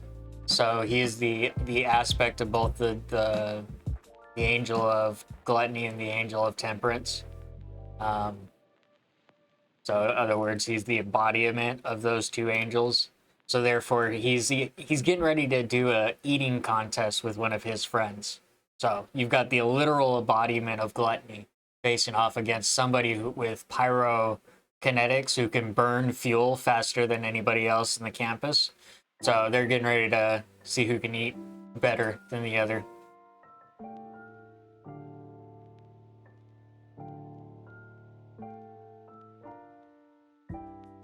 That's pretty freaking awesome, Kevin. Axl Rose is probably one of my favorite in that genre of music. I used to love Guns N' Roses as a kid. I'm not, and I probably can out-eat them. I eat a lot. unfortunately. I have a metabolism that's on crack. I believe my metabolism has a metabolism. So I eat probably about 9 times a day. And at one point I was on a 4K diet just to get up to 150 pounds. And I'm 5'7", so that kind of helps you guide how that scales. But yeah, I am a freak of nature, and I am cursed with a very, very high metabolism.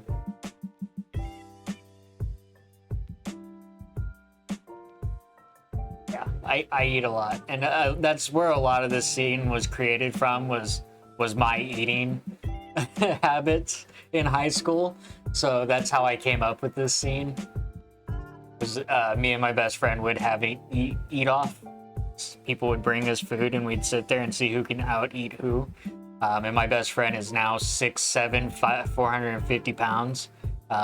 So there's a major size disparity between the two of us.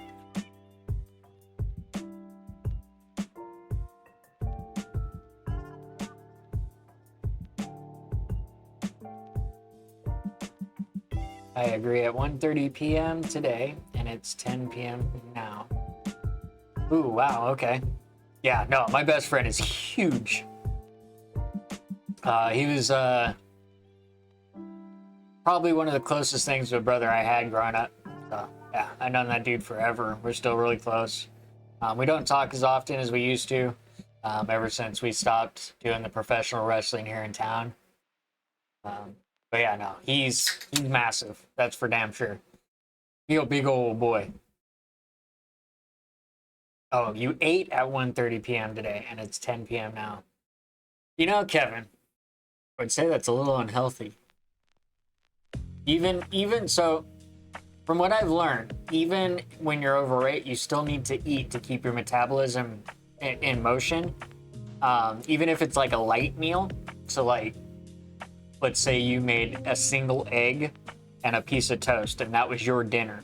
As long as you ate something small to keep that metabolism metabolizing, it's supposed to help. Well, yeah, sometimes you just don't get hungry, but sometimes it's unhealthy for you too. And I more look at things as a health aspect instead of like, oh, I weigh X amount of pounds and, you know, I don't want to be this weight anymore. Well, you still got to eat. You still got to stay healthy. And a lot of it has to do with what you eat. I've had to learn a lot of this trying to gain weight. So it's what you eat, it's what you put in your body. It sucks. The way the body is designed is stupid, but here we are. I still haven't broken the code to my metabolism yet. I'm, again, still working on that. I might have to kick it up to like 6K, but we can't afford 6,000 calories. I'm eating us out of house and home as it is.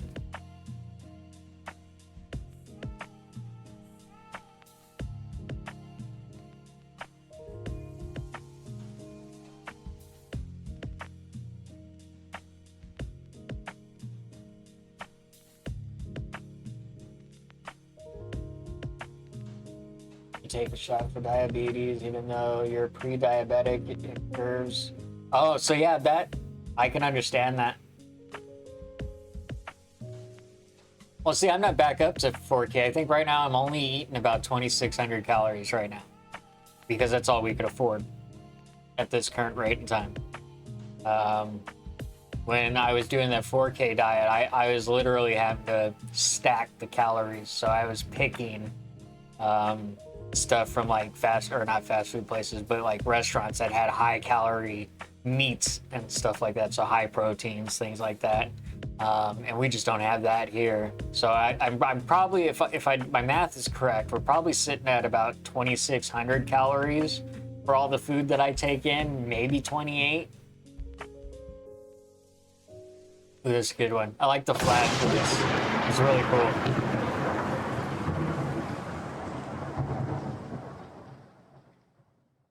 Where's Unicorn at? I want her to redeem the jump scare spider one. Just so she could scare the shit out of herself again, because that was fucking awesome.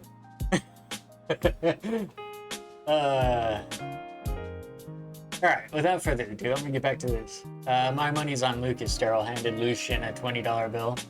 Several other students also bet money on Lucas, while several more bet money on Justin, including Damien. Sorry, bud. Aside from Justin being my best friend and all, he is a literal aspect of gluttony. Damien told Lucas apologetically, "No worries, man. This is all in good fun anyway. Remember the last time we did this?" Lucas asked Justin. "The time we hurt for a week, or the time we got food poisoning?" Justin smirked. Yeah. Oh, dude, that freaking, when she said she scared herself, that to me was freaking hilarious. It's like, you were trying to scare me, which I don't scare easy. I put a lot of these sound alerts on here for you guys, and entertain yourselves. But for her to scare herself, I was like, that's what's up. That made it worth having that jump scare on there.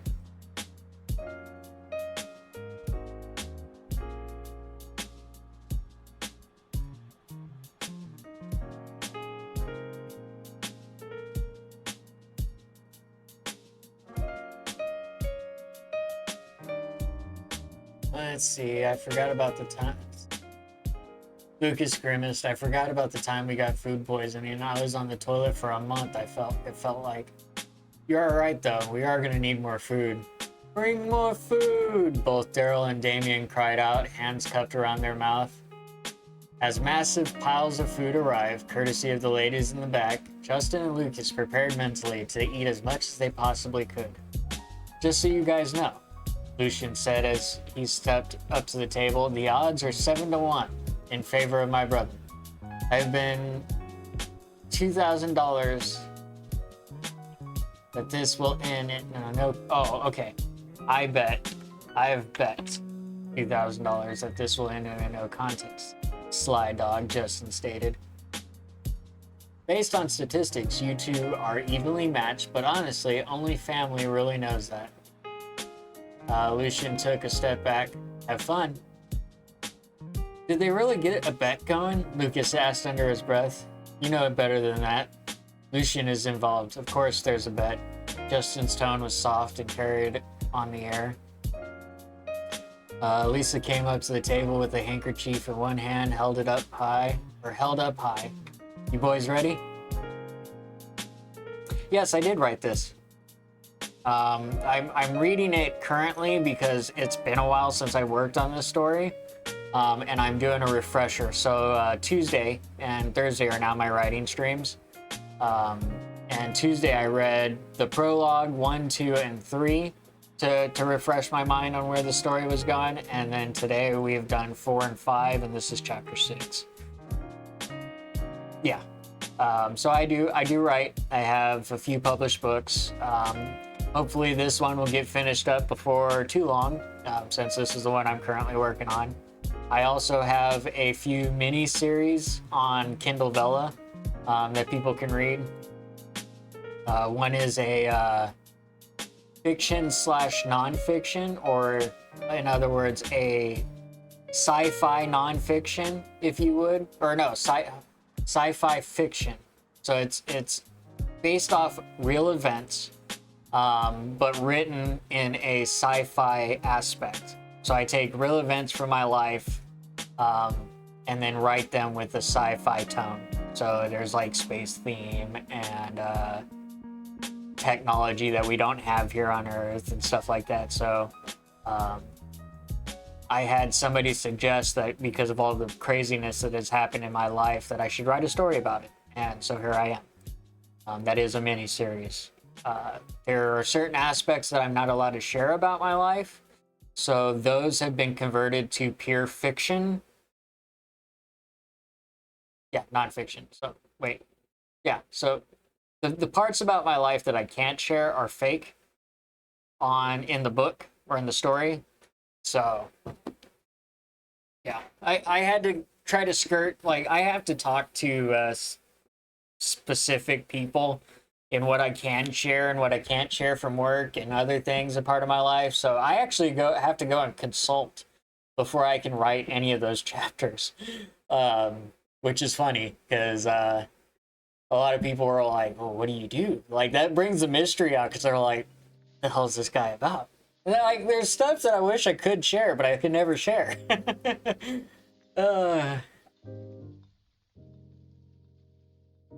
but yeah, no, so my books actually have to go through a screening process before I can even publish them. So I am my own publisher.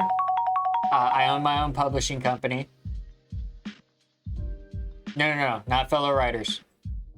They work for the government. I'll just leave it at that. I own my own publishing company, and I started that back when I published my first book because I didn't want to have to go through.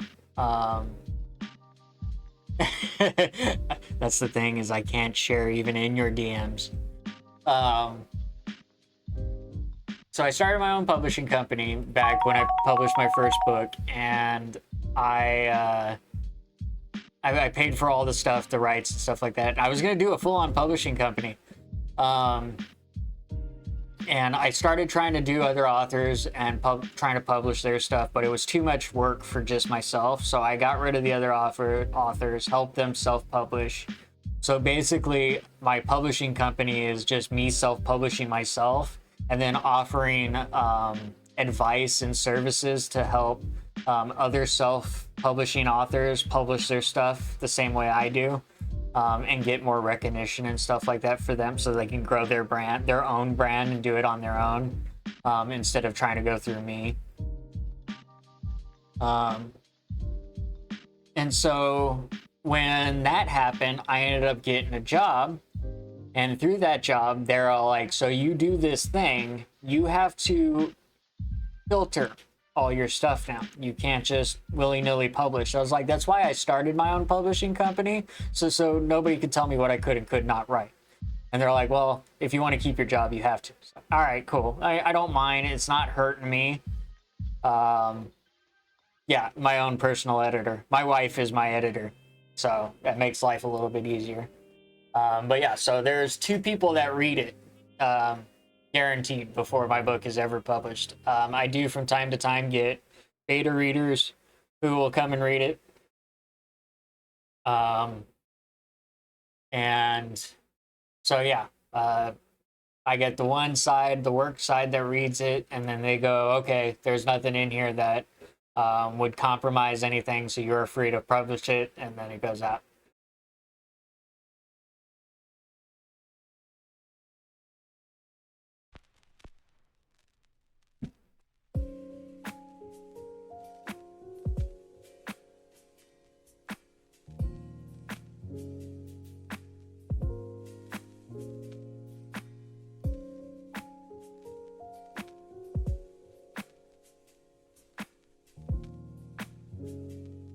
So it's not as bad as you think, Cammy.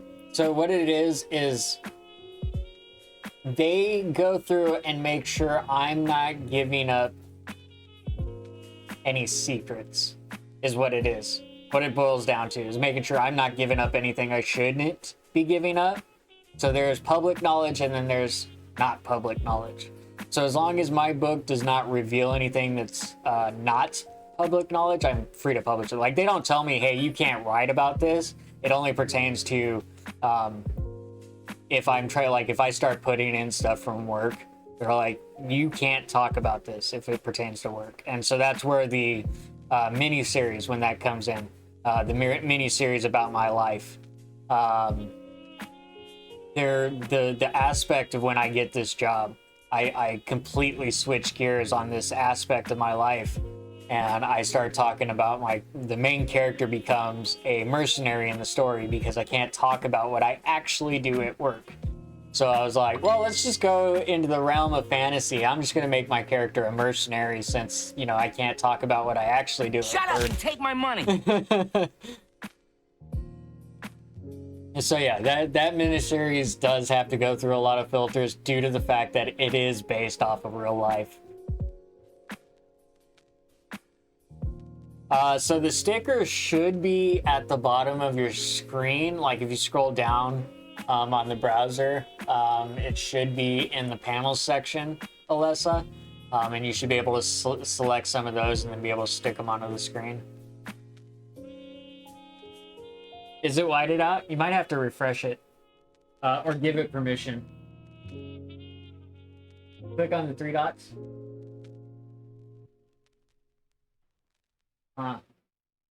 So there's people using it. I've been slapped with stickers this whole stream, so I'm not sure why it's not coming up. Let me pull up my browser and pull myself up. I'm in danger. Oh no! See, Kevin's okay. Yeah, so it'll be in the panels section, Alessa, down at the bottom, underneath the looks like the About Me section, towards under the About Me section. I'm trying to catch up with chat now. Let's see, what job did you have with it? So I am an electronics tech.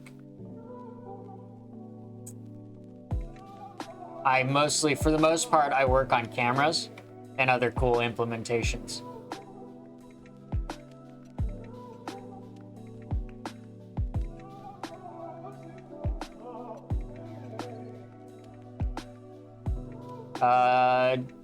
Depends. Are you okay? So again, I'm trying to catch on. So you want a copy of the book? There's a copy of it on Amazon. You can get all the books there. There's the link right there in the stream that Stream Element shared. Let's see. Right, I need copies of these books. Yes, again, so if you go to my website, semichaotic.com, there will be links to where you can purchase the books. The only one that's in print is the Inheritance of Chaos. The other two are Kindles because they're only 10,000 words, and that's like 50 pages. I didn't see anybody spending a whole lot of money on that to have it printed out. I just felt like it was a waste. So a few of these are Kindle only books, so they're ebooks only due to their size. Inheritance of Chaos has a free ebook version of it on the website. If you go to the store, I believe it's through the downloads tab. I'm trying to remember. I don't go on my own website all that often. So I'm trying to remember the layout right now. You know what, let me go ahead and pull it up.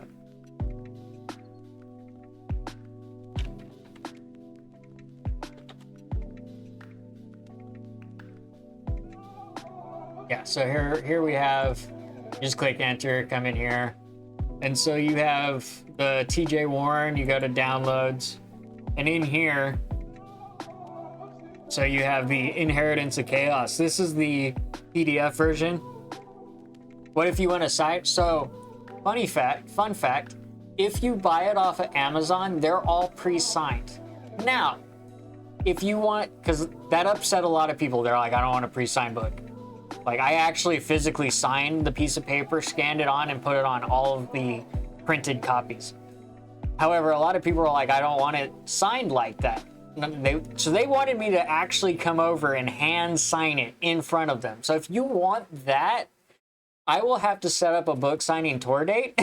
And I just don't have enough readers or anything like that to do that, because I'd probably be sitting at a bookstore somewhere by myself twiddling my thumbs. But I would be happy to sign a book for you guys in person, anytime, any day, if I'm ever in the area.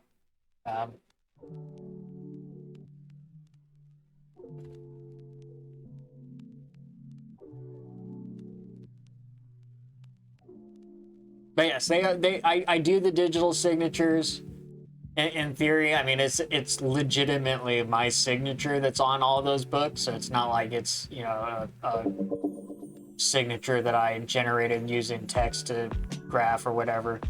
But yeah, no, I have signed technically all the books that have been printed out. There you go. I mean, yeah, we can do that. You can send it to me, and then, you know, I'll ship it back to you. Oh, Weiss, thank you for the raid, buddy. Welcome in, welcome in. How was your stream? Let me give you a shout out. I mean, I shouted you out earlier because I was pulling your stream up so I can lurk. Welcome in, Raiders. My name is Decading Chaos. I'm a variety streamer. I do a variety of different games, and I also stream my writing stuff. That's currently what we're working on today is one of my books. What the f? What? Excuse me? Did you just mow? Heck yeah, You I'm have glad no you proof of finished that this? first world, buddy. Let me clip that shit once this stream is over. That was I like this music clip, to my too. ears. It's a good clip. Oh, wow. So cool. Next time, Nah, I'm not judging the clip. Like I said, that's a good clip.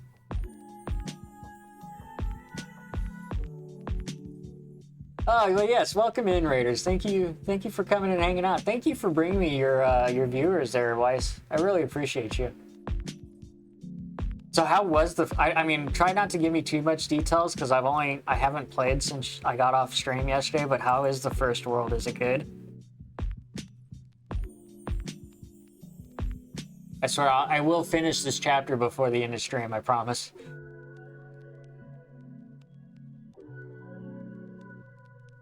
You died a lot. Well, I mean, I could see that.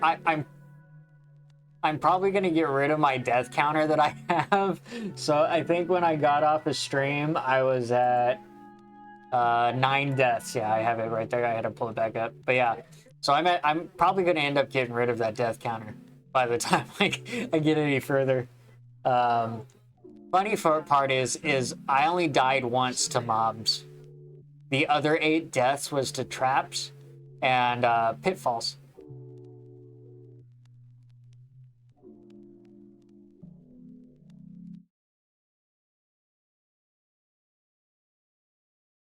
I had to pull up your stream since I was lurking in it so I can unlurk my own stream.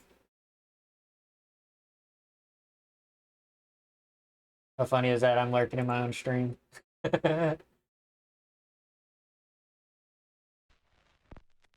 So that first little when you first enter the crystal, and then you go I guess there's this one dungeon with a bunch of runes in it.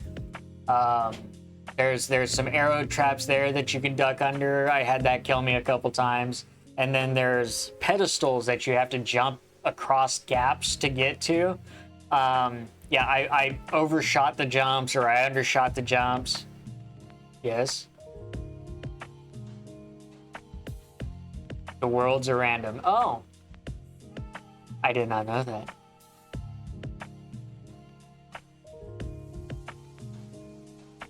Well, you learn something new every day. Glad you stopped me. I was gonna keep rambling on.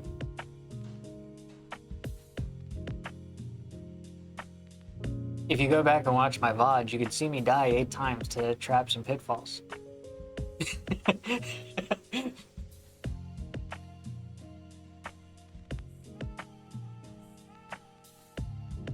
Oh, wow. Well, you got lucky then. Or I don't know if it's lucky. It might have been harder for you than it was for me.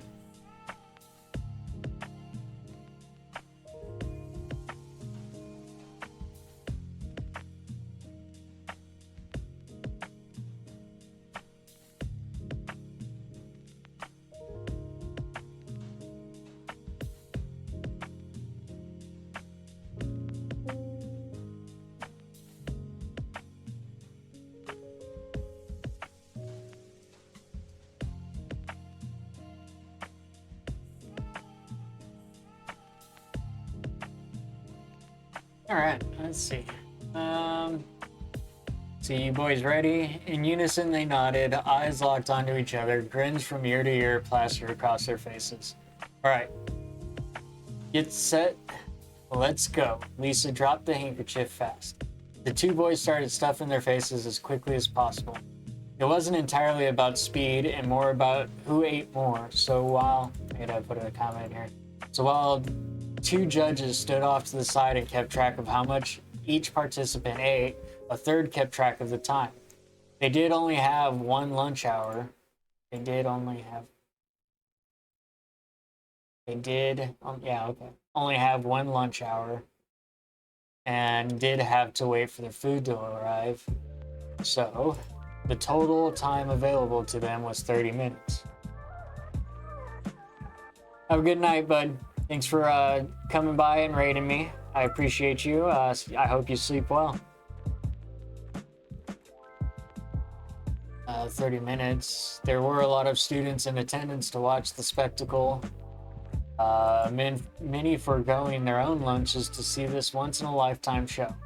Even the cafeteria staff had shut down the lunchroom to come out and enjoy the cause their food was going to. Even Maximilian and his crew were watching from the top of a table looking down on them. Whispers on their lips as they passed gossip back and forth to one another. Max's arms folded across his chest as he sneers. Terrace was standing behind Lucas's right shoulder, Daryl to his left shoulder. I'd probably take out this extra shoulder. I don't need it. Daryl to his left, both friends cheering him on, while Damien and Lisa were doing the same on the opposite side of the table. Lucian stood off to the side counting the money, a mischievous grin splitting his face. Many of those in attendance were in awe of how much the two boys had already eaten. The crowd's voices were so loud cheering for one of the two boys. It was hard to tell who was getting more cheers at this point. Just as the events were looking to wrap up, a glob of slime landed in the middle of the table. Silence fell over the crowd. It's disgusting watching you two dogs eat. You should save some for your bitches so that they aren't begging for scraps later. Lucas stood to his feet, their table shifting to the side. However, the entire crowd was engulfed in darkness. Many panicked cries could be heard but sounded like echoes. Justin was in Max's face now and the other boy didn't even know it. I suggested... let's see. I suggest you best watch what you say about my family, Justin said under his breath. If I ever catch you utter another derogatory word towards my sister or my brother, I will make sure that the Falls family has no heir. The darkness faded from everyone in the crowd, and Justin was standing nose to nose with Max. Eyes locked. Max looked pale in comparison to his normal complexion, especially in comparison to the exotic skin tone of Justin. Slowly, a grin formed on Justin's face, and he patted Max on the cheek before stepping down from the table and returning to his lunch seat. Keep on riding. Heck yeah.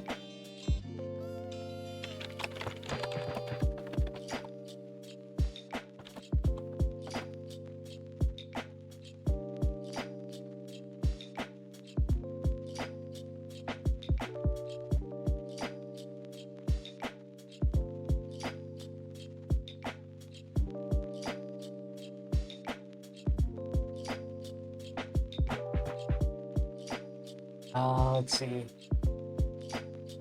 Lucas started to move towards Max, but Justin held a hand towards him. Don't worry, Lucas. Our friend was just leaving. Max took a step back and nearly fell from the table, attempting to make his retreat.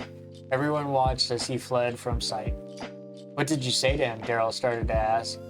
You know what? Nope, I don't even want to know.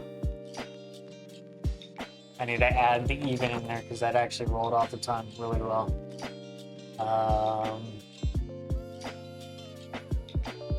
Pardon me.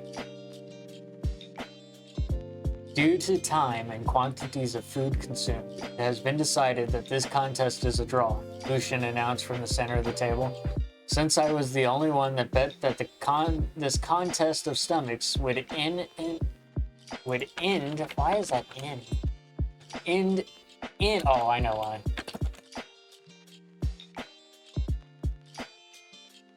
I came up as a raider from Weiss's channel. That's great. End in a draw. I am the winner of $37,000. Thank you all for coming out. Tons of grumbles could be heard from those who bet money on the competition. Lucas never returned to his seat. He just stared after where he last saw Max. Tara stepped close to his side and placed a hand on his back. Don't worry about him. I'm sure he has something going on in his life that makes him act the way he does, she said softly into his ear. Don't let him take away your light. Lucas turned to her, then looked back at Justin, who nodded. We go into the tree now? Daryl asked quietly. Of course, it's our free hour after all. The crew gathered up their things, helped the lunch staff clean up the mess they partook in, and then gathered at their tree near the edge of the cafeteria courtyard.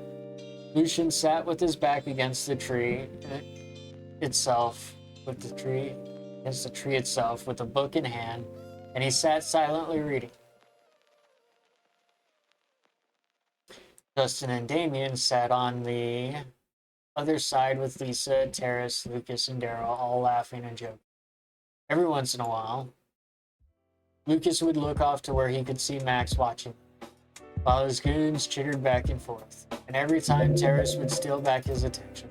Focus on me for a change, she said playfully. I would focus on you all day if I could, he said in return. Terrace blushed, and the rest of the group catcalled at the two of them. This made Lucas blush because he didn't realize what he had said until after he had said it. They continued to chat into their extra hour, laughing and smiling without a care in the world. And now we're into chapter 7. So we could already see there is a lot of animosity between Max and Lucas, for one reason or another, which hasn't been revealed yet. I mean, I probably could tell you guys, but I won't ruin it for you. I'll read it to you once we get there. Or as I write it. You guys will be here for the entire making of this book before I publish it. So you guys are all the beta readers, by the way.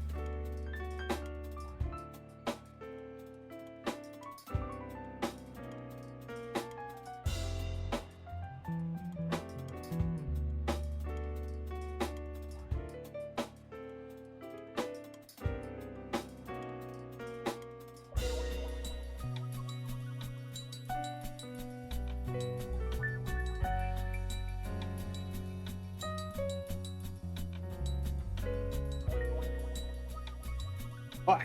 Okay.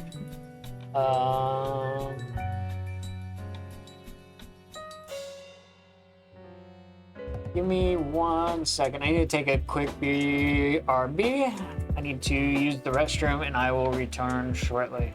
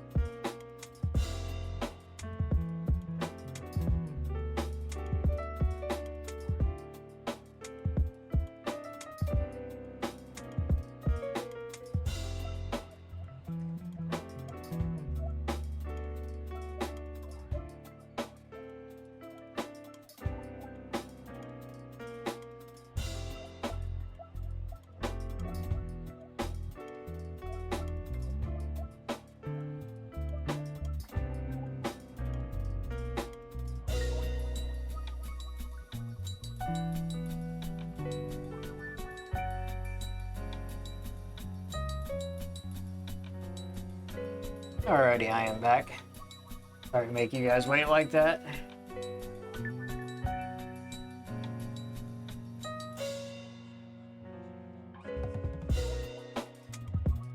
Oh shit, my godson might be born. Is he being born today? He might be. That's what it's looking like. I'm getting a text that I'm gonna have a godson here soon. Godson / nephew. That's exciting. I hope that's what he's trying to tell me right now. It'd be great. That's the news I want to hear today, especially after getting some pretty sad news. She's being induced. Oh, let's go. I'm gonna be a freaking godfather, guys. You hear that? I'm gonna be a godfather. Let's see. And then they're leaving the hospital. We're gonna make a quick stop before we head over, but if you could text me the address. Okay. Uno momento, por favor. And then we'll get back to, I'm gonna finish. You know what? I've got 2 chapters. Oh, I so want to get through the last 2 chapters, but I've got some people coming over. I'll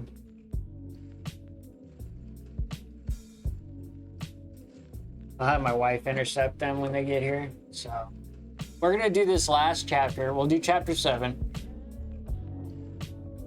We're at the, what is that, 2.5 hour mark. So yeah, we'll do this last chapter while my company is inbound.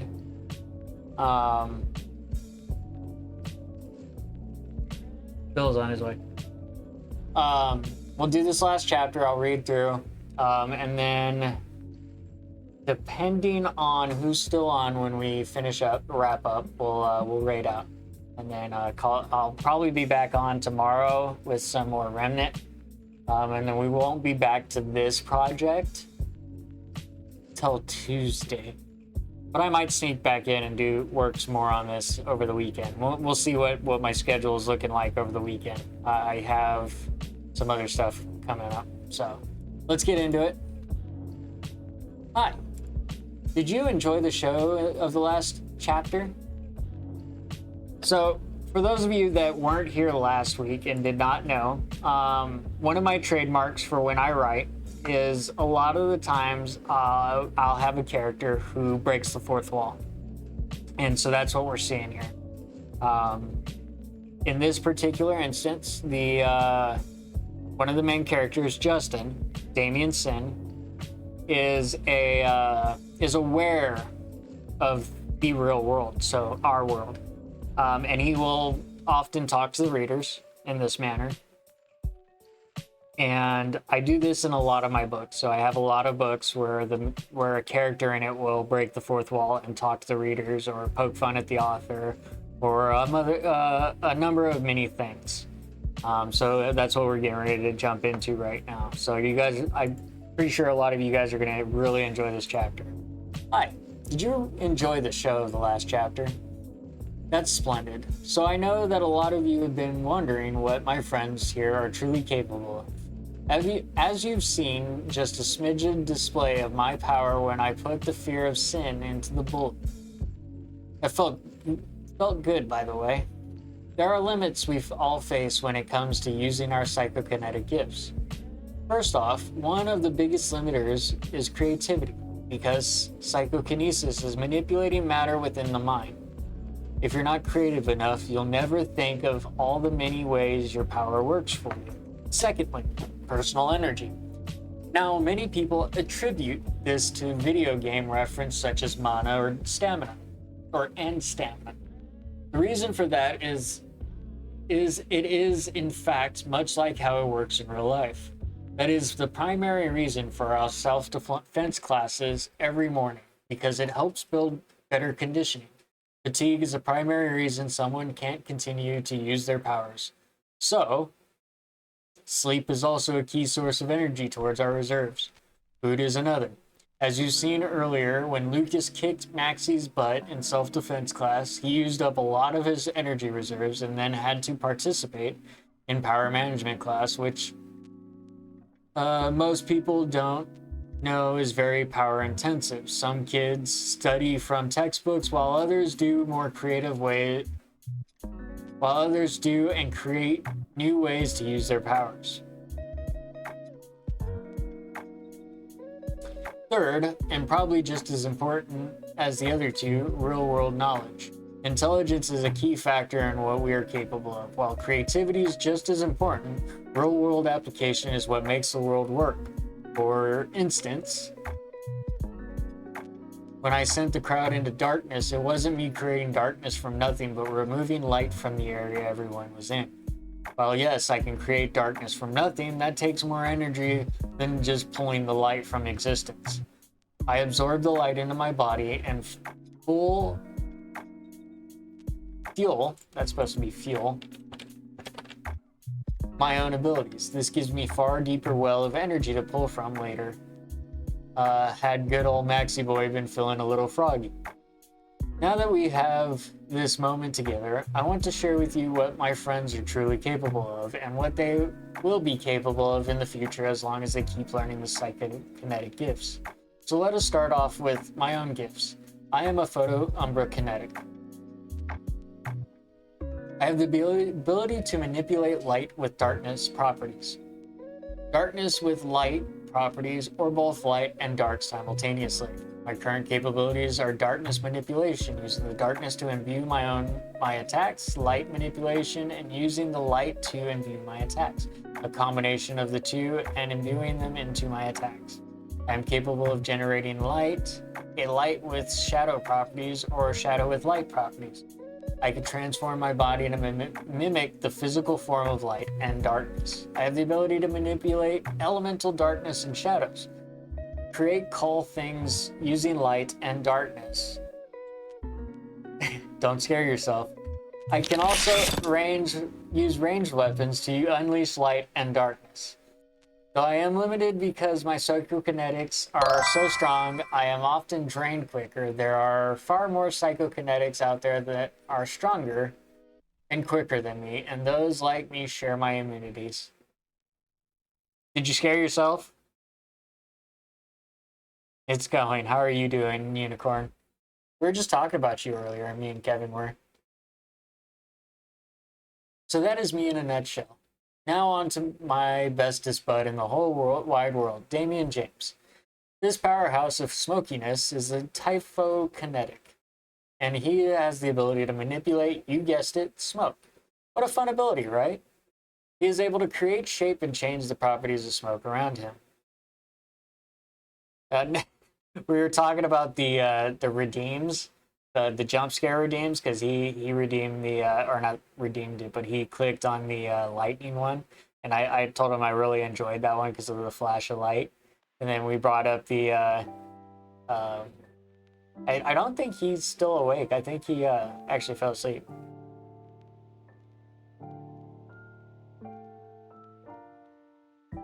But then we were talking about how you jump scared yourself by, trying to get me with it. It's been a rough day. Kiddo has been having a fun day with a nosebleed. Ooh, damn. I am sorry to hear that. Give the kiddo some love for me, and I hope she feels better. Science time. Smoke is a collection of airborne, solid and liquid particles and gases emitted from the material within it. Emitted when a material undergoes combustion of pyrolysis, together with the quality of air and that is entrained or otherwise mixed into the mass. What? What did you what? Did I miss something? I was reading, sorry. What'd I miss? Jump scared clown? No, not with the clown. Definitely not with the clown. I like clowns. Even scary ones. Killer Clowns from Outer Space is probably one of my favorite movies.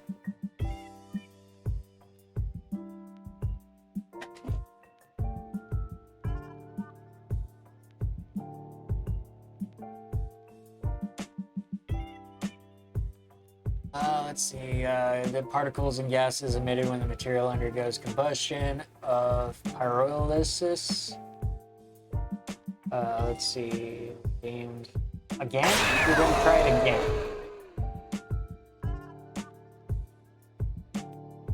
You feel better now?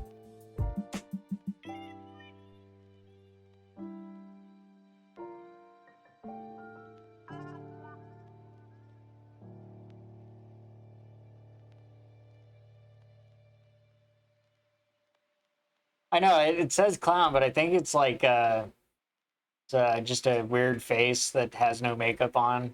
It's definitely ugly, that's for sure. But it's not scary.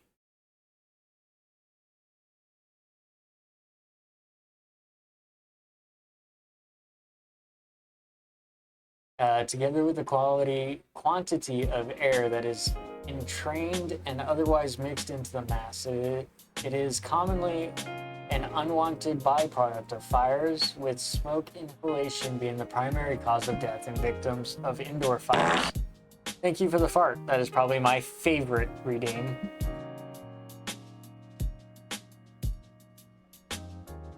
Who used your selfie? Oh.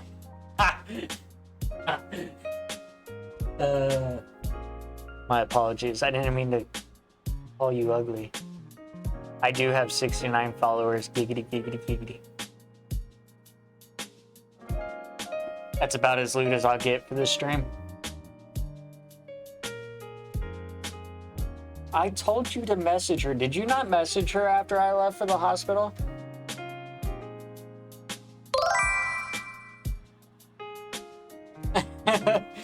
That's all right. I'll just get one more and then we'll go back to 69s then.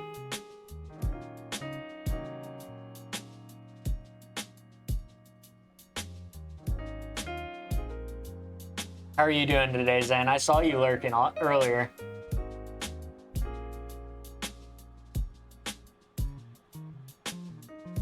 Being the primary cause of death in victims of indoor fires. The smoke kills by a combination of thermal damage and poisoning, and pulmonary irritation caused by carbon monoxide, hydrogen, cyanide, and other combustion products.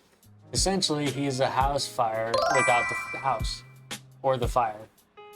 He's Smokey the Bear's worst nightmare. Some of the things he can do with his gifts is giving you a really bad cough and smoke absorption. Why does this sound like he chain smokes 3 packs a day? Where are my notes? Oh, here we are. Cough inducement and ability to induce coughing. Sure. Enough he can actually give you a really bad cough. Well, look at that. Hello, Doomy Corn. You want to go golfing this weekend? Yeah, it is really hot out there, Zen. You do definitely hydrate, hydrate, hydrate, hydrate. I can't say that enough. Are we going to do anything this weekend? We can if you want to. I mean, we can hang out. I'm down for it. I'm always down for things.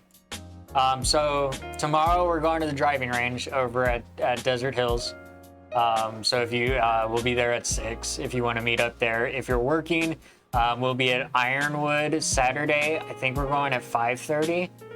I'll double check and then I'll message you and get back with you on that one. But yeah, so driving range Friday. Ironwood is a 9-hole course.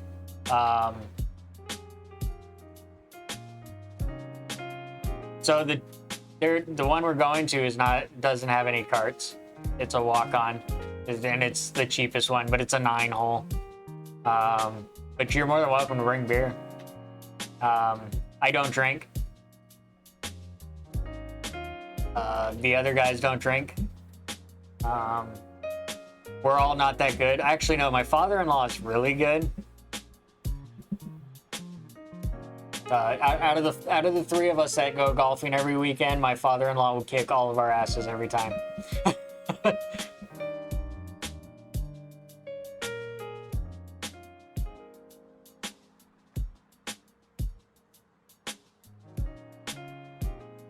So I say I don't drink. So I am a social drinker to the point where like I'll have a glass of Coke and rum, but that's it. Like I don't drink in the aspect of like I don't go. I actually play the game. So that, to answer your question, I do actually go and golf.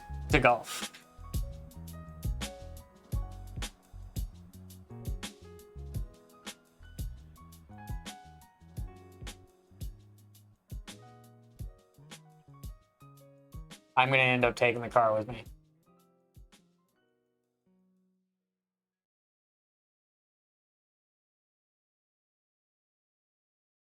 Yeah, I mean, it's not a matter of skill. It's just a matter of going out and having fun before it gets too freaking hot and we all start dying of heat stroke. You know how it is down here.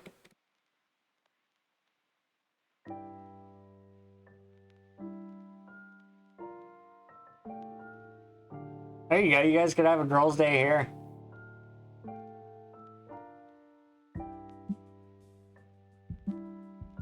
Speaking of sure, I gotta edit that word.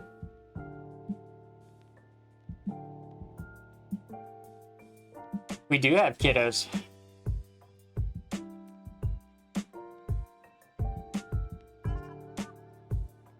I love this one. This one's really good. Here it comes.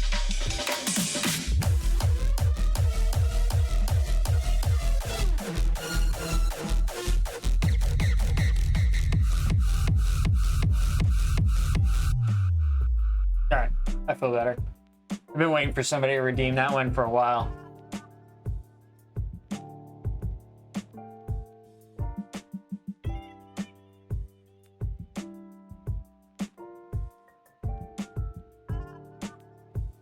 Ooh, how's the golf range on in Okinawa? That's pretty freaking cool. I wish I could do something like that. Yes, we have young adults. We are old. Like, I don't know if you realize that. We are old. We also started really young.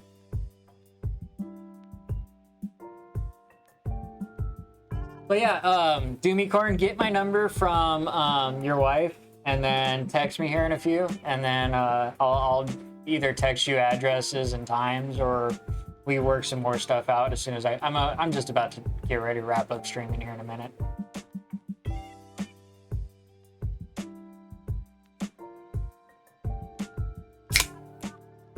Quit aging you. I'm aging me. Can this camera pick up all my gray hairs? Look at all that crap.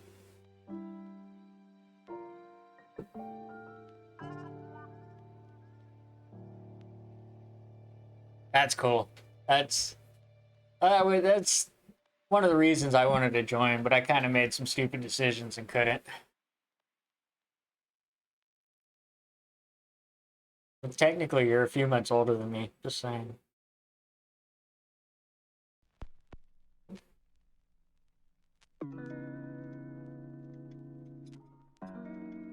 Well, okay. So to be fair, Zen, I've been going for almost 3 hours.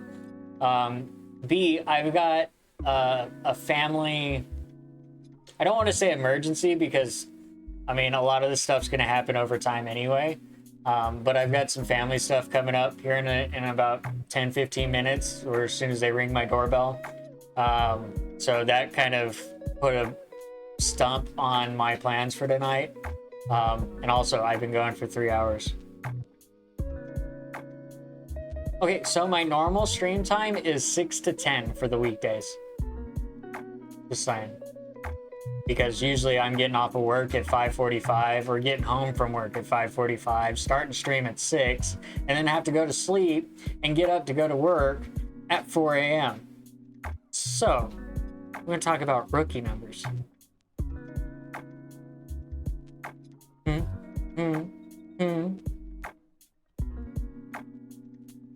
I do have an 11-hour stream, so I am pretty impressed by that. I'm not going to get done with this chapter at this rate. I'm going to finish reading this chapter. You all have your conversation on this sidebar, and I'm going to read it out of the corner of my eyes. What is your longest? Oh, you don't? How do you not know what your longest stream is, Unicorn? Is that Doomicorn that just messaged me? Okay, yeah. Wanted me double check. I don't want to leave him unignored.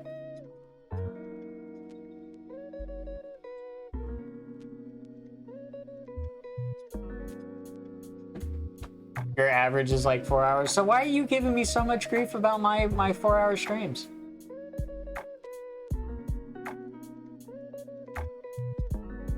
Your longest stream is 18 hours then?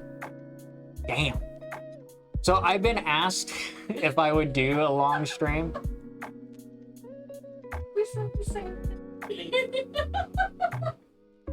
Oh. Like you insult. Okay. What? I was insulting her driving What? because it was funny. Well, to be fair, it was also where I was standing too, so it did look kind of crooked. Yeah, no, she absolutely did nothing wrong. It was the way I was standing and everything angled. It was just bad vision that made me think she had some piss poor parking. It was her parking I was giving her a hard time about, not her driving. I have not seen her drive. She probably drives like a maniac. She is from Louisiana, so just saying. You're gonna get stabbed. You're gonna get stabbed by a couple of feisty women. You know this, right? Yeah, I realize that. Like with a spork. A rusty spork. You see her in chat?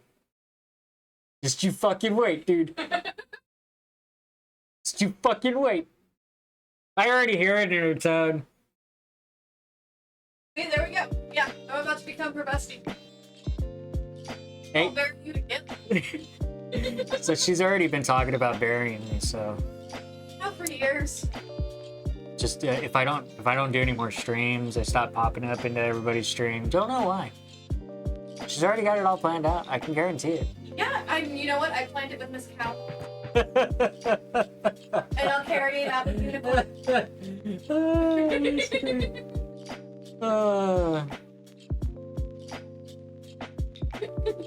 Let me check and see if my brother's here yet. Please. Cough inducement, an ability to induce coughing, sure. Enough he can actually give you a really bad cough. Well, look at that. Looks like there is also mental hallucination, deoxidation, and smoke detection. Well, pal, looks like you got a short end of the stick as far as psychokinetics go. Oh. Here we go. This is a goodie. Not only is he able to generate smoke at will, but he can also make it solid. That trick might come in handy. Telekinesis will allow him to move things using smoke. Matter surfing and typhokinetic flight will allow him to utilize smoke to either fly or increase his mobility. He can even construct things, weapons, tools, furniture, etc. using smoke. Ooh, I bet that must be draining. Words are hard. They are.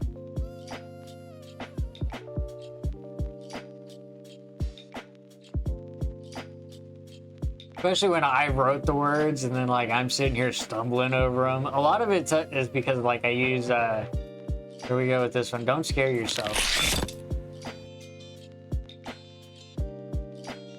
Yeah, I haven't proofread it. I haven't read it in a while.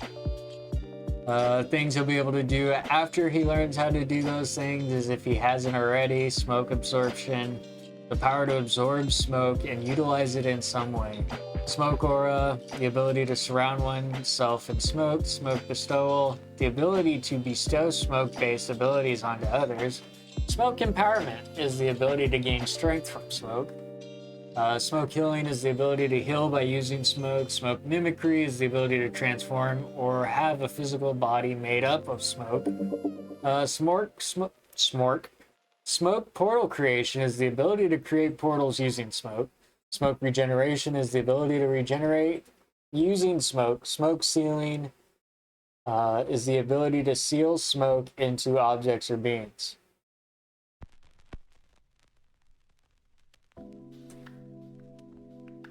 Yeah. Smork. Yeah, definitely smart.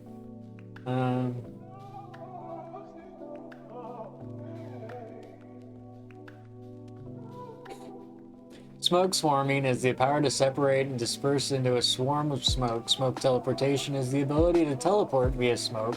Smoke transmutation is the ability to transform matter into smoke. Typhokinetic combat is the ability to use smoke in combat. Typhomancy is the ability to gain insight into a question or situation using smoke.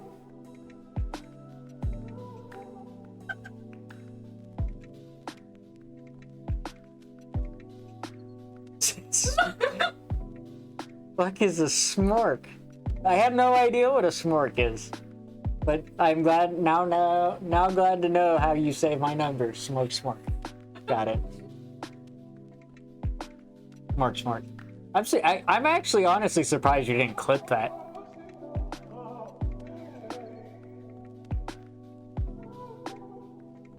There are limitations to what. God damn it. Oh yeah. Yeah, she's not able to contain her laughter as well as I can.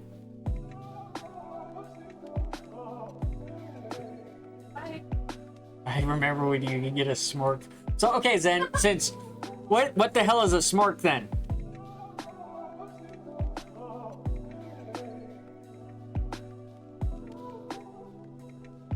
I must know. I must know what this smork is. Apparently, because since I said the word, I have no idea what it is. There are limitations to what he can do, though. Distance, mass, precision, etc. Depend upon the knowledge, skill, practice, and strength of the person and their power's natural limit. Pyrokinetics can easily overpower him. Psychokinetics with thermoreception can see through the smoke. Other typhokinetics can use smoke sealing. Smoke absorption can't absorb self-generated smoke. May be limited to how much one can absorb. May have a limited range, including touch only. Typhokinetics may be prone to unhealthy conditions like smoke inhalation. Can be countered by absorption, immunity, and negation.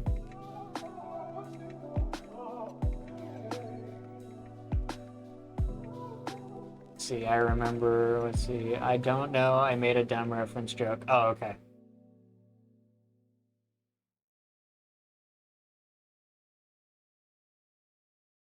Yeah, my new name will be Smart. Forever. You know what's bad is I know for a fact I'm gonna come into her stream one night and she's gonna be like, "What's up, Smart?" Holy shit, it's a real thing.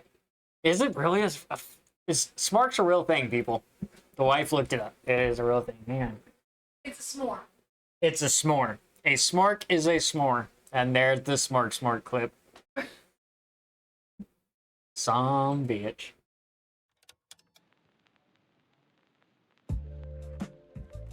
Alright, well, so I know why I said it now, because I fucking love s'mores. But yes, a smork is a s'more. And thank you for the clip, Mustang. What's up, Smart? I love it. I am now s'more. Because that's what smork is. It's a s'more. You're welcome. It really, that's freaking hilarious. Next up, that's what I want to add in there now. Next up, we have our resident lover boy. Lucas Dusk is definitely burning with passion, so to speak. As a pyrokinetic, he has the ability to create, shape, control, and generate and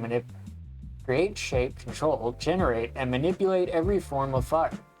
The rapid oxidation of a material in the exothermic chemical process of combustion, releasing heat, light, and various reaction products, flame being the visible portion of fire. I just threw science in my book for young adults. I need to take this section out.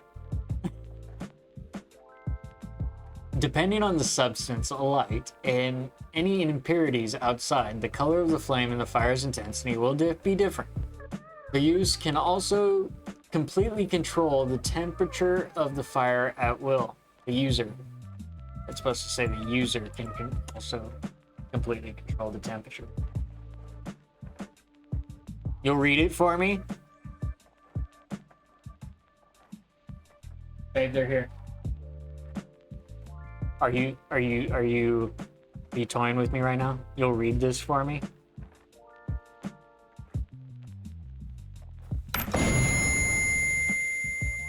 Well, there went the stream. It is now white, completely white. I can't see anything. You really would? Okay. I'll tell you what.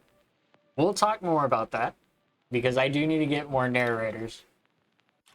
I actually have a book I need narrated, so if you're actually really serious, I have something for you to read and narrate for me.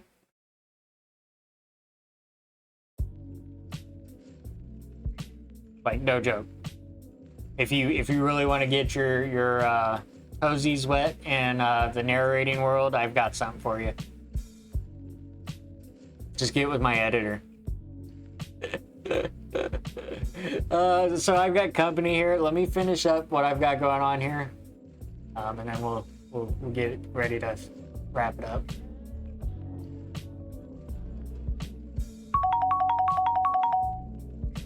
Ooh, new IDs, nice.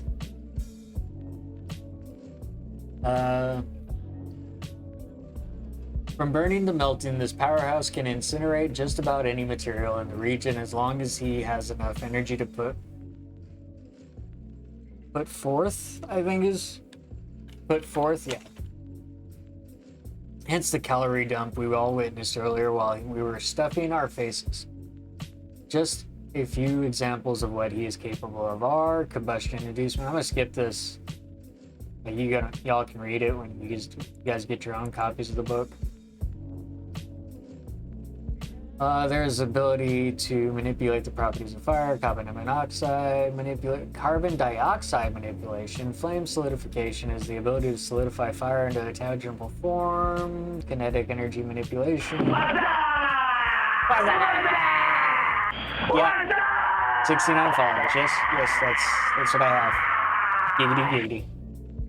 A list of things we've discovered: fire augmentation, sea control. Distance mass, yeah, okay, so a lot of this is what he's weak to. Little sister is hypnokinetics, who has the ability to deduce, manipulate, and enhance all aspects of sleep in themselves or in others, inducing dreams, daydreams, and nightmares. Hypokinetics can manipulate sleep patterns and induce instantaneous sleep on... See, I need a friend like this, so Lisa can induce sleep.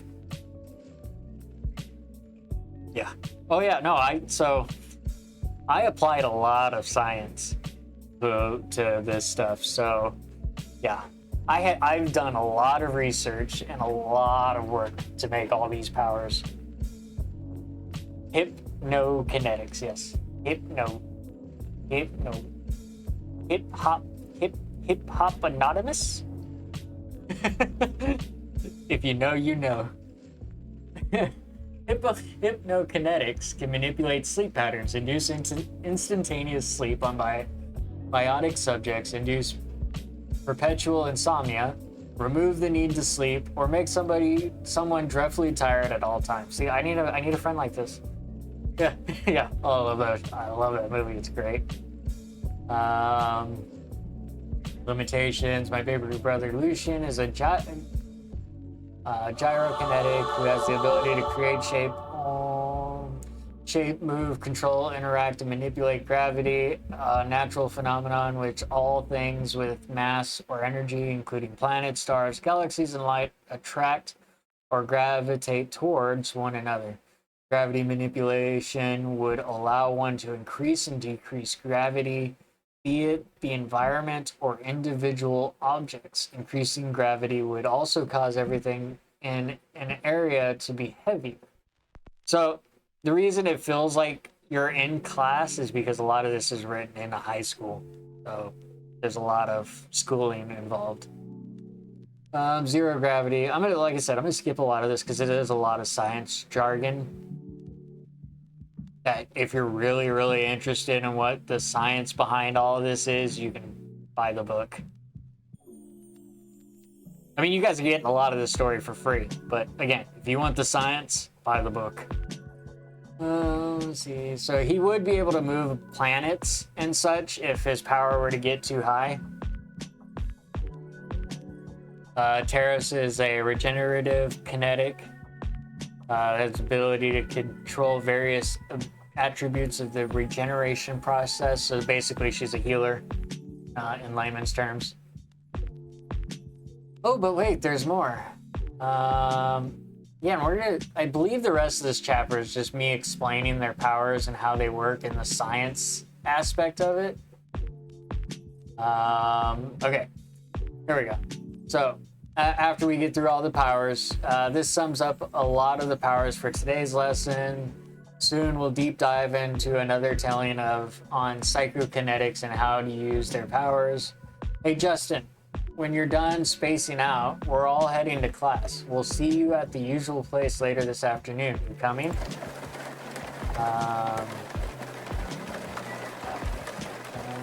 You are. The common mistake I have right there. Lucas says to me as I realized they had gathered up their gear. I guess I was more focused on you, the reader, than, also a very common mistake I have, I was on my own friends. Whoops. Yeah, of course I'll be. I will be. Where else would I be? If I had to guess, the same place you were just right now, Daryl snarked. Can it, Earthworm Jim? No one needs the snark from the telekinetics department. I smirked before turning back to Damien. You want to take the camper down to the falls this weekend? Earthworm, Daryl started to say, but faded out as Damien spoke over him. Yeah, that sounds like a good start to the new year. I'll get it prepped tonight after we hit the usual spot. Sweet, you all hear that? Peasants, Damien is going to grace us with his royal chariot of partiness, and we'll be hanging out at the falls this weekend. Bring what is needed. The entire group lets a chorus of heck yeah.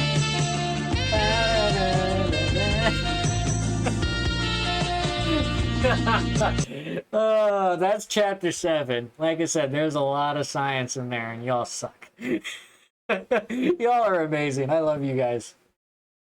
Oh, holy crap. All right. Thank you for making me laugh. You are amazing people. I love you all. That was some good timing on the sexy sax. You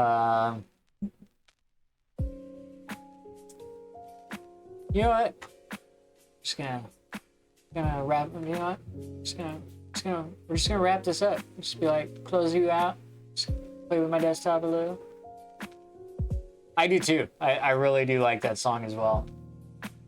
It is probably I'd say my second favorite song. As far as like, if you categorize all music as just one music, but like I have like lists, like long lists of genre based music that I really enjoy. So you never finish. Okay, hang on. I feel like I missed something. Let's see. I love Big Daddy, and you do some more redeems. Then there's the Because Science. I ironically like this song. You never finish the book. Why would I never finish the book? Or I never finish reading the book.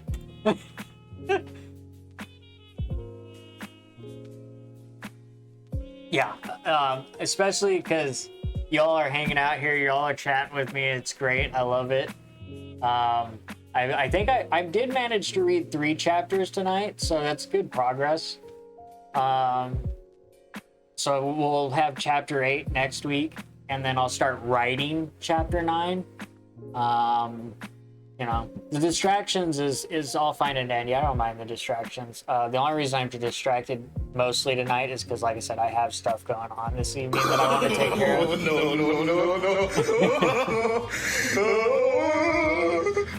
But yeah, that's the only reason I want to wrap up right here, right now, is so I don't leave them waiting, so I can handle this business real quick and get it, you know. Oh yeah, that too. You weren't here to distract me earlier. I'm not sure why the double audio on that was, but I also heard the double audio too. So I think that was just the redeem. and not necessarily anything we had control over.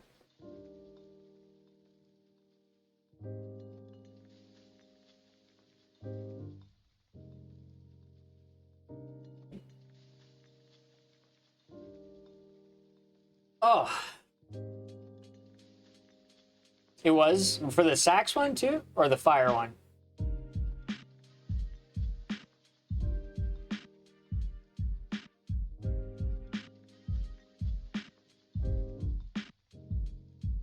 My mic could have been picking up. That might have been a possibility because I have the audio coming to the speakers, and if it's loud enough, my mic will pick it up.